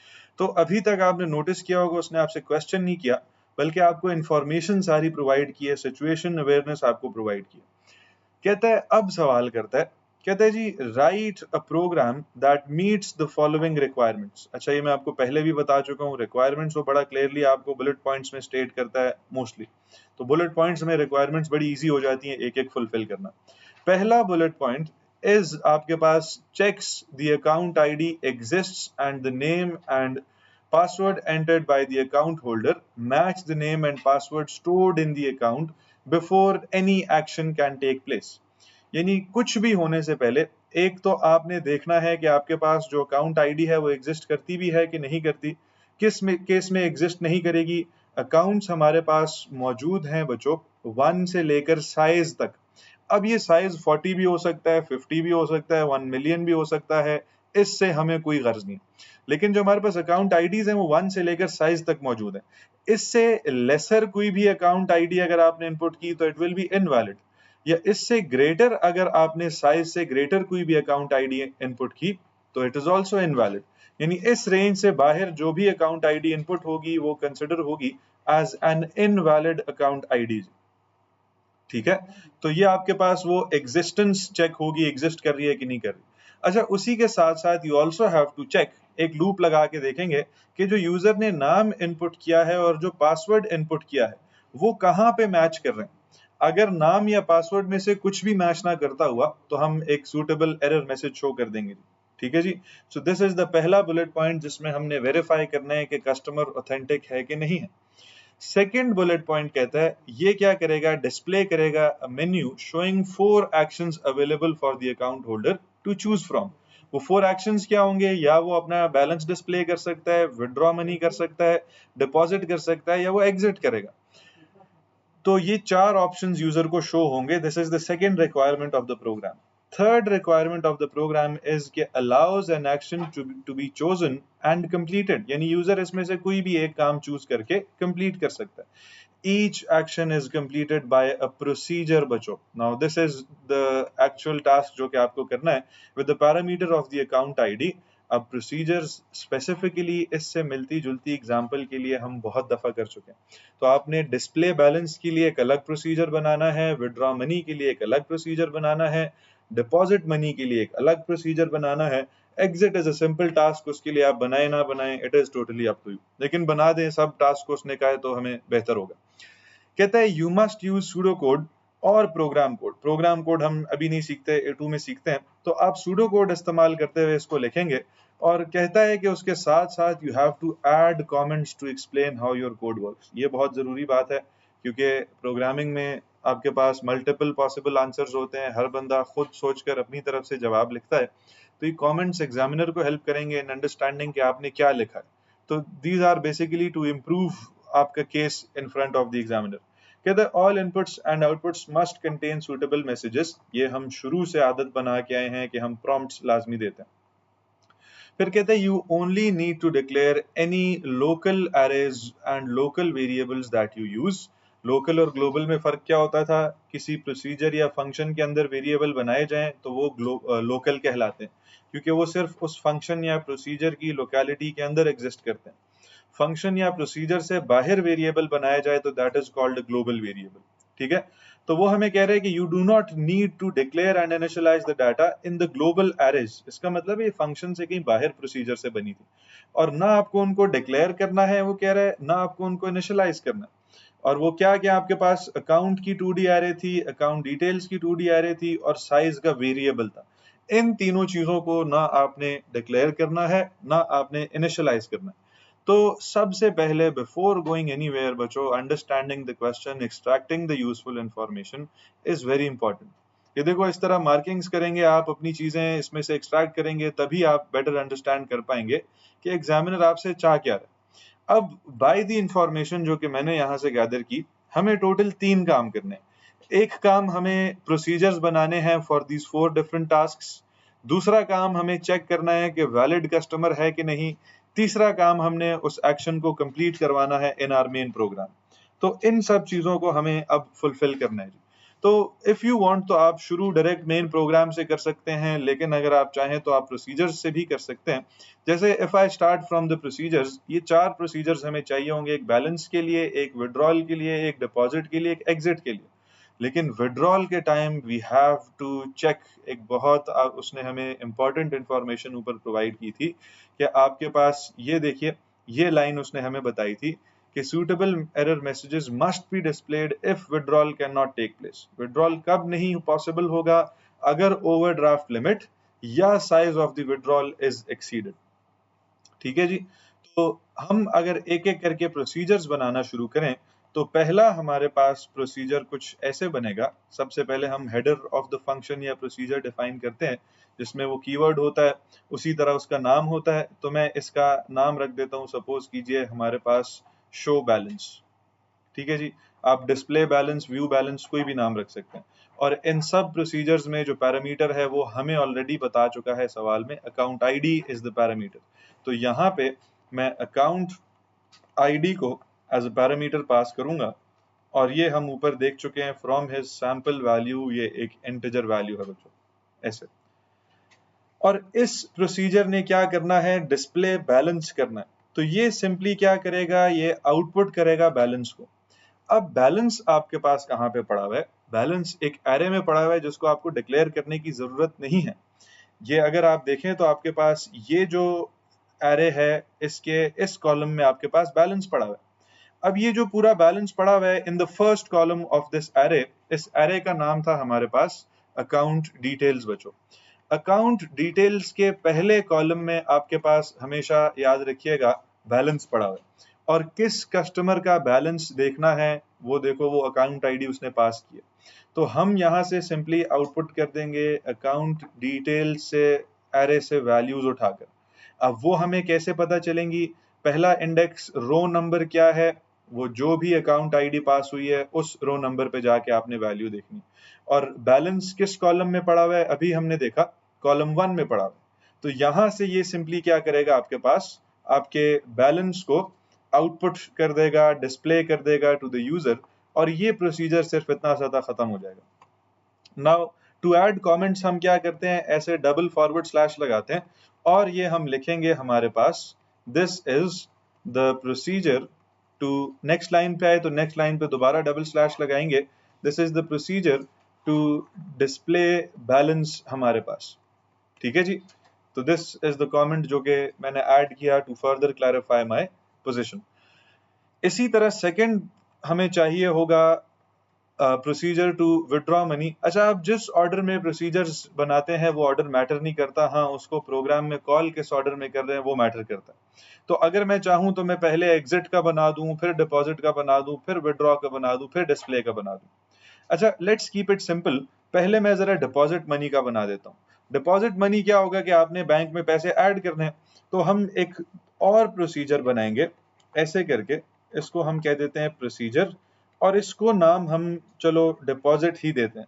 अगेन हर प्रोसीजर को उसने बोला है आपके पास अकाउंट आईडी जो है वो एज अ पैरामीटर पास होगी, और अकाउंट आईडी की डाटा टाइप ऊपर से हमने इंफॉर्मेशन देखी तो दैट इज इंटीजर जी। अब हमारे पास ये जो प्रोसीजर है डिपॉजिट, इसने क्या करना है, यूजर से एक अमाउंट टू डिपॉजिट इनपुट करनी है। ऑब्वियसली ऐसे ही होता है, डिपॉजिट का मतलब है बैंक में पैसे डालने। तो ये यूजर से एक अमाउंट इनपुट करवाएगा और फिर उस अमाउंट को स्टोर कर देगा इन दी एरे।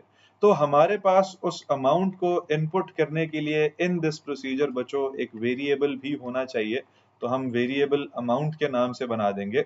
और जो पैसे हैं वो अगर ऊपर आप देखें तो आपके पास डेसिमल वैल्यूज में भी हो सकते हैं, तो इसको हम रियल डाटा टाइप रखेंगे जी। अब टू कंटिन्यू यहाँ से, अच्छा आप लोग ऑब्वियसली नेक्स्ट पेज पे ही लिखेंगे, लेकिन मैं क्योंकि आपको दिखा रहा हूँ सोल्यूशन तो मैं साथ साथ आगे एक्स्ट्रा जा रहा हूँ। अब हम क्या करेंगे कि हम एक अप्रोप्रिएट, क्योंकि वो हमें बता चुका है, हम एक अप्रोप्रिएट मैसेज डिस्प्ले करेंगे इस केस में, जो कि यूजर को हम बताएंगे कि प्लीज, इसी तरह ऊपर शो बैलेंस के लिए भी एक आउटपुट हमने पहले देना है। हम यहाँ पे यूजर को आउटपुट देंगे कि please enter the amount you want to deposit, और इसके साथ साथ ये आउटपुट दिखाते साथ ही हम यूजर से इनपुट कर लेंगे बच्चों इन द वेरिएबल जो हमने अभी ऊपर डिक्लेयर किया है अमाउंट के नाम से। ठीक है जी, और ये आपके पास जब अमाउंट इनपुट हो जाएगी तो डिपॉजिट का काम क्या होता है कि आपने बैलेंस के अंदर इस अमाउंट को जाके ऐड कर देना। एंड अगेन ऊपर अभी हमने देखा बैलेंस कहाँ पे स्टोर्ड है, इस एरे अकाउंट डिटेल्स में। अकाउंट डिटेल्स में किस बंदे का बैलेंस है, ये रो नंबर हमें कहाँ से पता चलेगी, वो हमें अकाउंट आईडी से पता चलेगी। और किस कॉलम में बैलेंस स्टोर्ड है, फर्स्ट कॉलम में। इसको हमने अपडेट करना है। इसको हमने कैसे अपडेट करना है कि इसी के अंदर, इसको मैं दोबारा से लिखने जा रहा हूं, अकाउंट डिटेल्स हमारे पास, इसकी इंडेक्स दोबारा से वही उसी यूजर की हम बात कर रहे हैं, कॉमा फर्स्ट इंडेक्स पे बैलेंस स्टोर्ड। इसको हमने अपडेट कैसे करना है कि इसके अंदर जो कुछ भी पड़ा हुआ था डिपॉजिट में क्या होगा कि नई अमाउंट आकर इसके अंदर ऐड हो जाएगी ऐसे करके। ठीक है जी, और अब आप आउटपुट दे सकते हैं इफ यू वांट कि अकाउंट अमाउंट डिपॉजिटेड सक्सेसफुली। ठीक हो गया जी, तो इधर आप चाहें तो you can display a message कि भैया अमाउंट जो थी आपकी वो डिपॉजिट हो गई थी सक्सेसफुल, तो वो डिपॉजिट इज सक्सेसफुल, और ये प्रोसीजर हमारे पास एंड प्रोसीजर हो जाएगा। तो हमने दूसरा काम भी कर लिया हमारे पास, जो कि पैसे डिपॉजिट करने वाला काम था। ठीक है, अगेन ये आपके पास उसने कहा था कि सबसे पहला काम जो है वो यूजर को वेरिफिकेशन का होगा। अभी हमने मेन प्रोग्राम लिखा ही नहीं है, आपको मैं याद है बता चुका हूँ कि सारा काम, सारे प्रोसीजर्स जो है ये मेन प्रोग्राम के अंदर इस्तेमाल होते हैं। अभी ये सिर्फ आपके पास ब्लॉक्स ऑफ कोड हैं जो कि कुछ कर नहीं सकते जब तक इनको हम कॉल नहीं करेंगे। इसी तरह थर्ड प्रोसीजर हमारे पास हम बनाते हैं। अब चलो विड्रॉ का प्रोसीजर बनाते हैं, और विड्रॉ पैसे कब कब हो सकेंगे, जब आपके पास ओवरड्राफ्ट लिमिट नहीं रीच्ड और उसके साथ साथ विड्रॉल लिमिट आपके पास नहीं रीच्ड। तो यूजर ने विड्रॉ अगर करवाने हैं पैसे तो उसके लिए भी you have to make a procedure. अच्छा, अब कमेंट्स आप बच्चों ऐड करते जाएंगे, इधर भी आप एक कमेंट ऐड करके बता दें कि ये आपने क्या किया है, अपडेट दी हमारे पास इनिशियल बैलेंस। इधर आप बता सकते हैं कि this is the procedure to deposit amount to the account. इसी तरह ये जो प्रोसीजर मैं बना रहा हूँ ये विड्रॉल के लिए, तो इसका नाम हम रखते हैं प्रोसीजर विड्रॉ। एंड अगेन दोबारा से रिपीट करता चलूं, उसने सवाल में कहा है इन सब प्रोसीजर्स के हमारे पास जो पैरामीटर्स हैं वो अकाउंट आईडीज हैं जी, और ये हमारे पास टाइप इंटीजर का है बच्चों, ऐसे करके। Now to define this procedure जिसने विड्रॉल करना है, तो पहले हमें अगेन पता होना चाहिए कि कितनी अमाउंट विड्रॉ करनी है, तो इधर भी मुझे एक वेरिएबल चाहिए होगा। अब ये देखो वेरिएबल प्रोसीजर के अंदर डिक्लेयर हो रहा है तो इसको एक लोकल वेरिएबल कहते हैं। इसी तरह पीछे भी जो हमने वेरिएबल अमाउंट का बनाया था वो भी लोकल वेरिएबल था क्योंकि वो उस प्रोसीजर के अंदर ही डिक्लेयर हो रहा था। वो एंड प्रोसीजर से बाहर की दुनिया इसको नहीं पता, इसीलिए हम दोबारा सेम नाम से वेरिएबल डिक्लेयर कर सकते हैं। अगर वो प्रोसीजर के अंदर डिक्लेयर्ड ना होता तो फिर प्रॉब्लम होती, फिर हम बार बार डिक्लेयर ना करते, उसको डायरेक्ट इस्तेमाल करते। जैसे आप देख रहे हैं एरे को हमने कहीं डिक्लेयर नहीं किया, इसको डायरेक्ट यूज कर रहे हैं क्योंकि उसने बोला है कि ये ग्लोबल एरे है और पहले से ही आपके पास डिक्लेयर हुई हुई है। So we declare the variable amount इधर इन रियल, और हम यूजर को मैसेज डिस्प्ले करेंगे कि जितने पैसे उसने डिपॉजिट करने हैं वो इनपुट कीजिए, सॉरी विड्रॉ करने। तो हम मैसेज आउटपुट करेंगे प्लीज एंटर विड्रॉल अमाउंट, और वो यूजर से हम अमाउंट इनपुट ले लेंगे बच्चों विद द कीवर्ड इनपुट करके इन द वेरिएबल अमाउंट, ऐसे। अब जब वो वेरिएबल ने यूजर कस्टमर ने अमाउंट इनपुट कर दी तो हमें इस पे दो चेक्स अप्लाई करने। एक तो आपके पास वो ओवरड्राफ्ट लिमिट ना रीच हो रही हो, ठीक है, अगर उसका बैलेंस 0 है, या आपके पास विड्रॉल लिमिट ना रीच हो रही हो। इन दोनों में से अगर कुछ भी होता है तो इसका मतलब है कि आपके पास वो पैसे विड्रॉ नहीं हो सकते। तो हम देखेंगे कि हमारे पास एक इफ स्टेटमेंट के थ्रू हम चेक करेंगे कि अगर जो यूजर ने अमाउंट इनपुट की है अगर it is greater than the withdrawal limit. अब दोबारा से क्वेश्चन अराइजेस कि भैया ये विड्रॉल लिमिट कहाँ पे मौजूद है, कहाँ स्टोर्ड है। तो ऊपर जाकर अगर आप देखें इसने जो आपको इंफॉर्मेशन दी थी उसके मुताबिक हमारी ये विड्रॉल लिमिट जो है ये third column of the array हमारे पास अकाउंट डिटेल्स में स्टोर्ड है। तो हम चेक करेंगे कि अगर हमारे पास this is greater than the account details में पड़ी हुई इंफॉर्मेशन, किस कस्टमर की बात हो रही है, रो नंबर कहां से पता चलेगी, अकाउंट आईडी से, और विड्रॉल लिमिट किस कॉलम में स्टोर्ड है from the provided information, column 3 में स्टोर्ड है। तो अगर तो ऐसे होता है तो इसका मतलब है आप अकाउंट अमाउंट जो है वो विड्रॉ नहीं करवा सकते, ठीक है। और इसी के साथ साथ कहते हैं हम कि अगर या तो विड्रॉल लिमिट रीच हो रही है या तो ओवरड्राफ्ट लिमिट रीच हो रही है। अब ओवरड्राफ्ट लिमिट जो है आपके पास वो यूजर की जो लिमिट उसने सेट की हुई है उससे ज्यादा नीचे नहीं जा सकती। इसका मतलब है कि जब हम इस पे चेक अप्लाई करेंगे तो जो अमाउंट आप बाहर निकाल रहे हैं और अगर आप उस अमाउंट को माइनस करते हैं फ्रॉम द ओवरड्राफ्ट लिमिट, तो इसका मतलब है कि आप फिर उस अमाउंट को पॉसिबल नहीं है विड्रॉ करना। तो ये हम किस तरह करेंगे जरा इधर ध्यान दो। अगेन हर चीज को करने के इधर आर पॉसिबल मल्टीपल मेथड्स, लेकिन एक सिंपल तरीका ये है कि अगर यूजर की अमाउंट ग्रेटर है देन दी विड्रॉल लिमिट, तो पहले तो हम उसको आउटपुट करेंगे हमारे पास जी कि आपने जो है अमाउंट जो इनपुट की है इट इज इनकरेक्ट या आपके पास विड्रॉल लिमिट रीच्ड।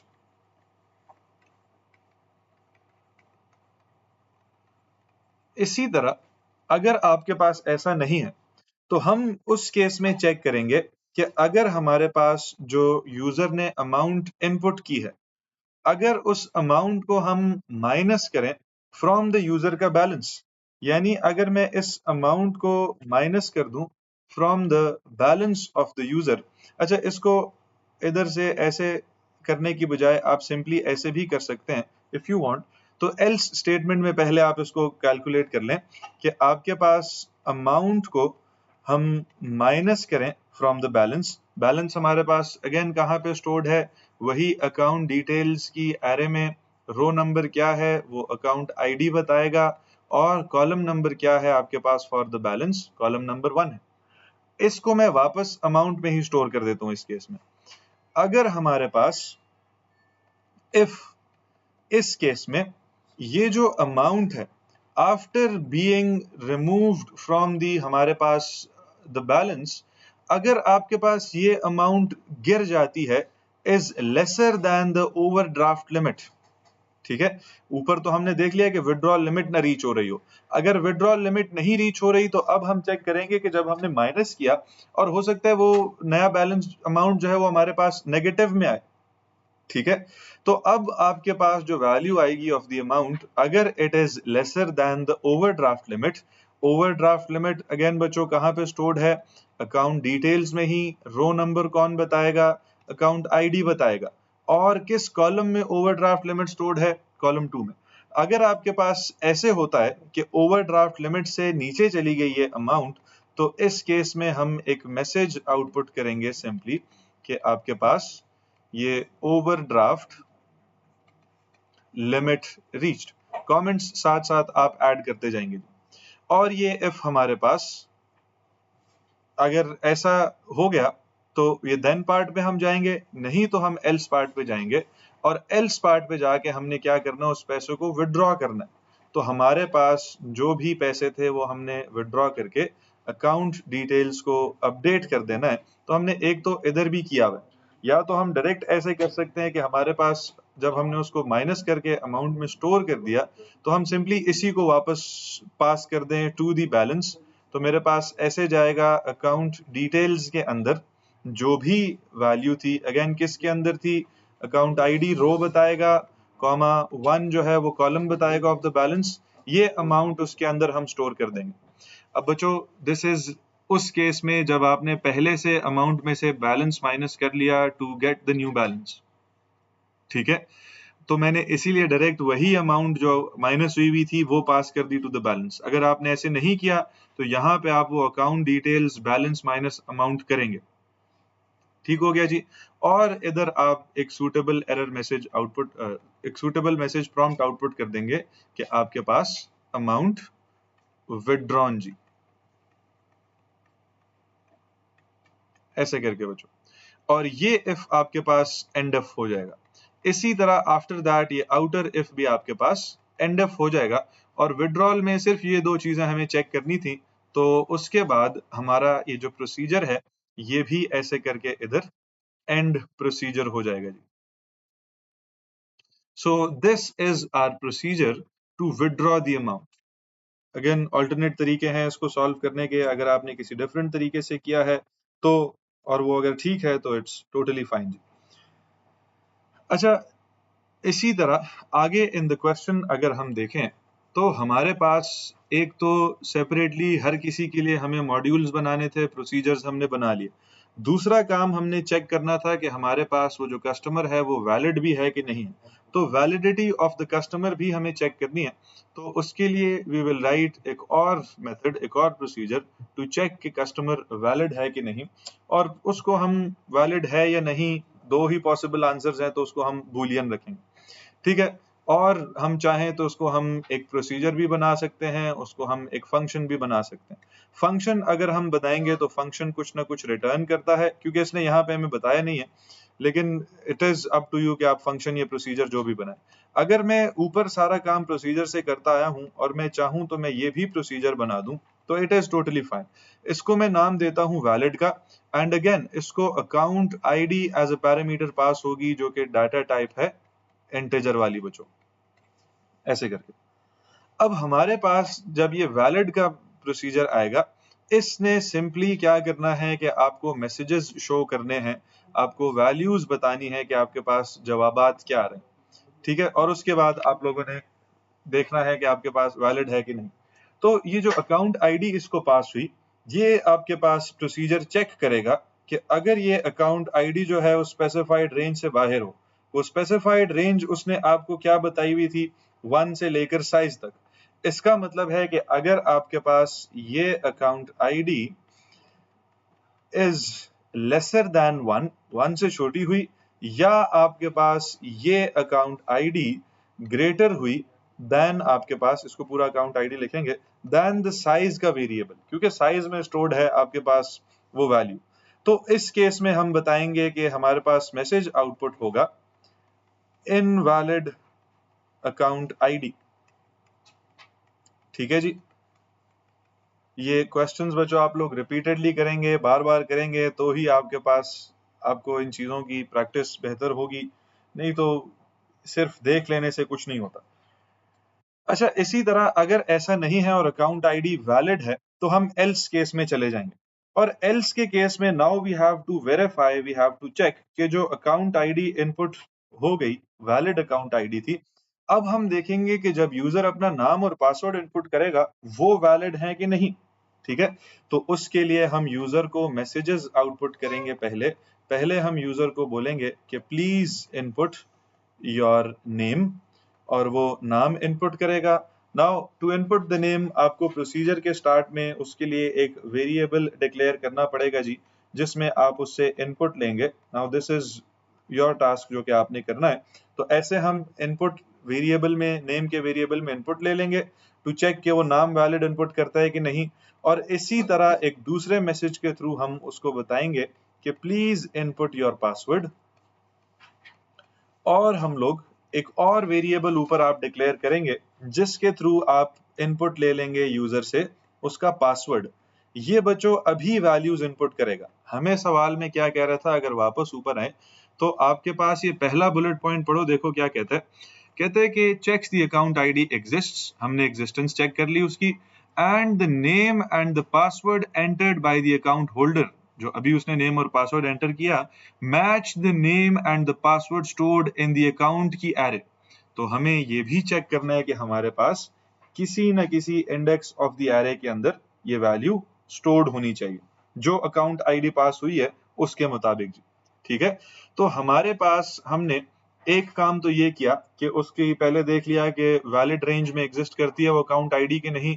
अगर एग्जिस्ट करती है तो उससे उसका नाम और पासवर्ड दोनों इनपुट ले लेंगे। Now we have to check कि आपके पास ये नाम और पासवर्ड दोनों वैलिड हैं कि नहीं। तो इधर से we'll have to put another if statement, क्योंकि हमें अकाउंट आईडी पता है किसका हमने नाम और पासवर्ड देखना है।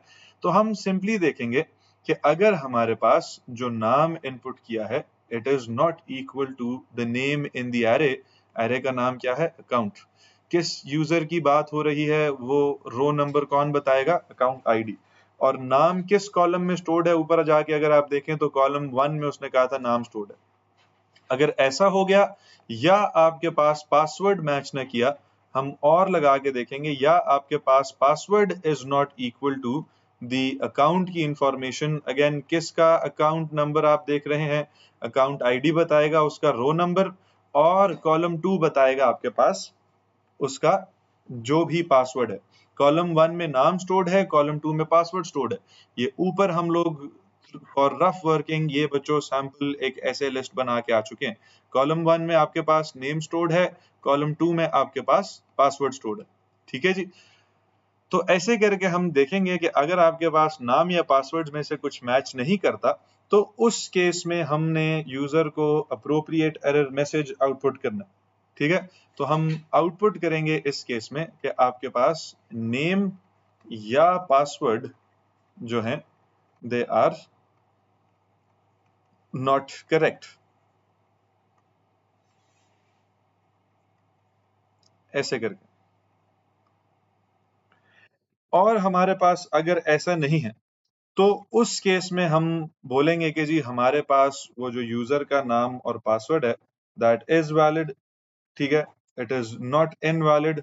तो इस केस में हमारे पास कुछ भी और नहीं होना चाहिए, हम सिंपली एक मैसेज आउटपुट कर देंगे कि आपके पास वैलिड इंफॉर्मेशन एंटर्ड। ठीक है जी, और ये इफ बच्चों एंड इफ होगा। इसी के साथ साथ ऊपर हमने एक इफ लगाया था उसको भी हम एंड करेंगे विद एन एंड इफ।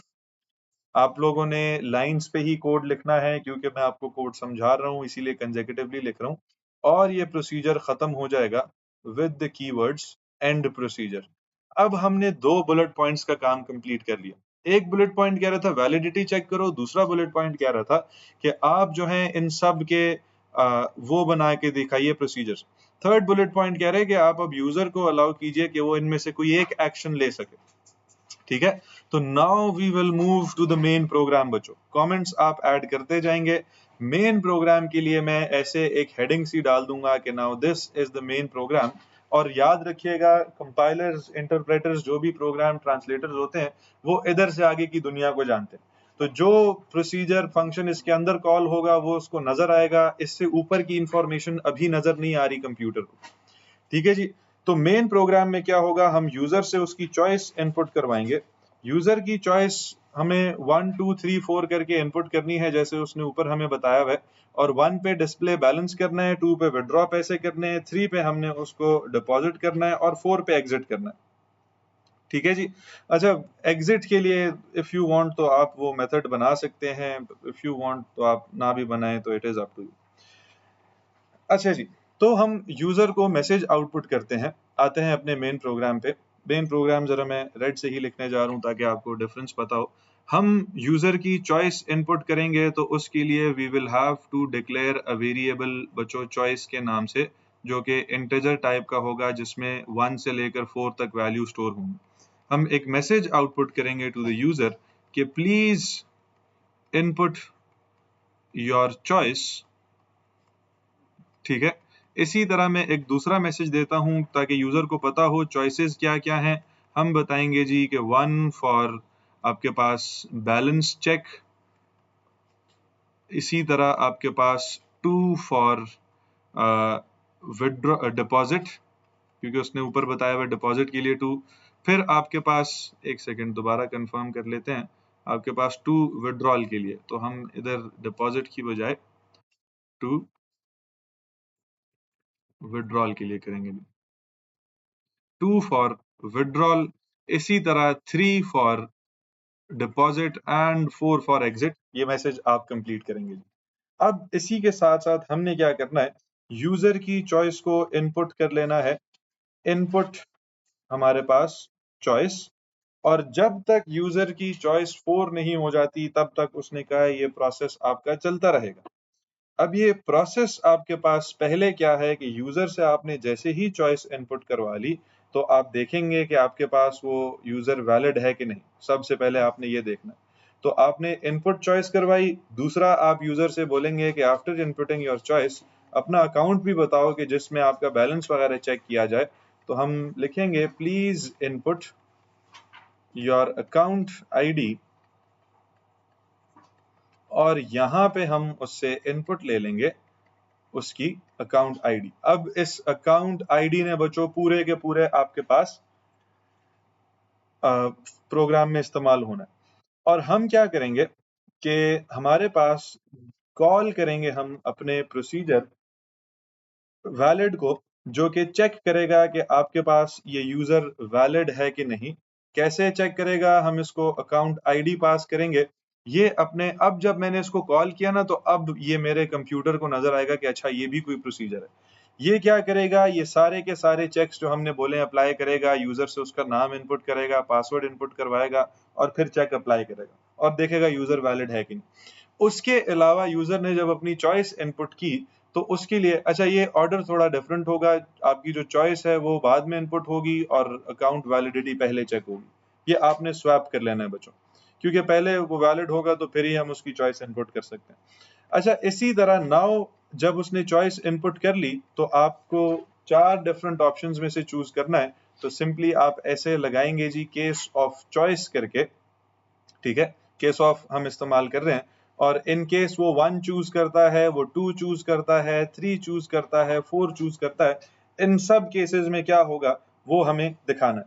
ठीक है, तो हमारे पास सिंपली क्या होगा, ऐसे अगर वो 1 चूज करता है तो हमारा प्रोग्राम जो है वो प्रोसीजर्स हैं, तो प्रोसीजर्स को हम हमेशा कॉल करते हैं। 1 के केस में उसने बैलेंस चेक को कॉल करना है, उसका नाम हमने क्या रखा था, शो बैलेंस।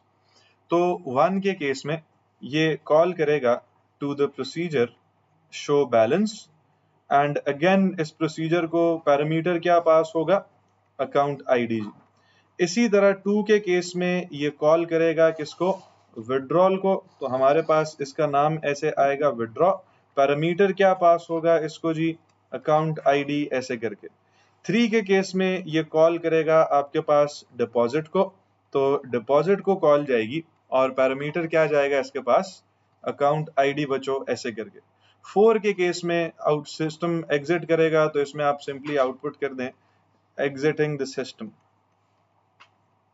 ऐसे करके, और ये केस जो है आपके पास एंड केस हो जाएगा जी, बस। अच्छा, इफ यू वांट कि ये प्रोसेस बार बार रिपीट हो, तो आप इधर एक लूप लगा देंगे सिंपली कि व्हाइल आपके पास यूजर की choice is not equal to 4, तब तक ये प्रोसेस रिपीट हो, एंड दोबारा रिपीट होने से पहले आप फिर यूजर को आउटपुट कर दें कि प्लीज इनपुट चॉइस, क्योंकि अब हमें नहीं पता यूजर कब एग्जिट प्रेस करेगा, तो हम फिर से उससे इनपुट ले लेते हैं टू चेक वो 4 प्रेस करेगा कि नहीं करेगा। हम इनपुट चॉइस कर लेंगे उससे, और ये वाइल एंड वाइल हो जाएगा। अब ये प्रोसेस आपके पास दोबारा बार बार रिपीट होता जाएगा जब तक यूजर जो है वो चॉइस एज 4 इनपुट नहीं कर लेता बच्चों। ठीक है जी, तो this is the complete 15 marker जो कि आपको वो स्टार्ट से एंड में पूछता है, और इसको आपको कुछ ऐसे आंसर करने हैं जी। आई होप ये क्लियर है आप सबको।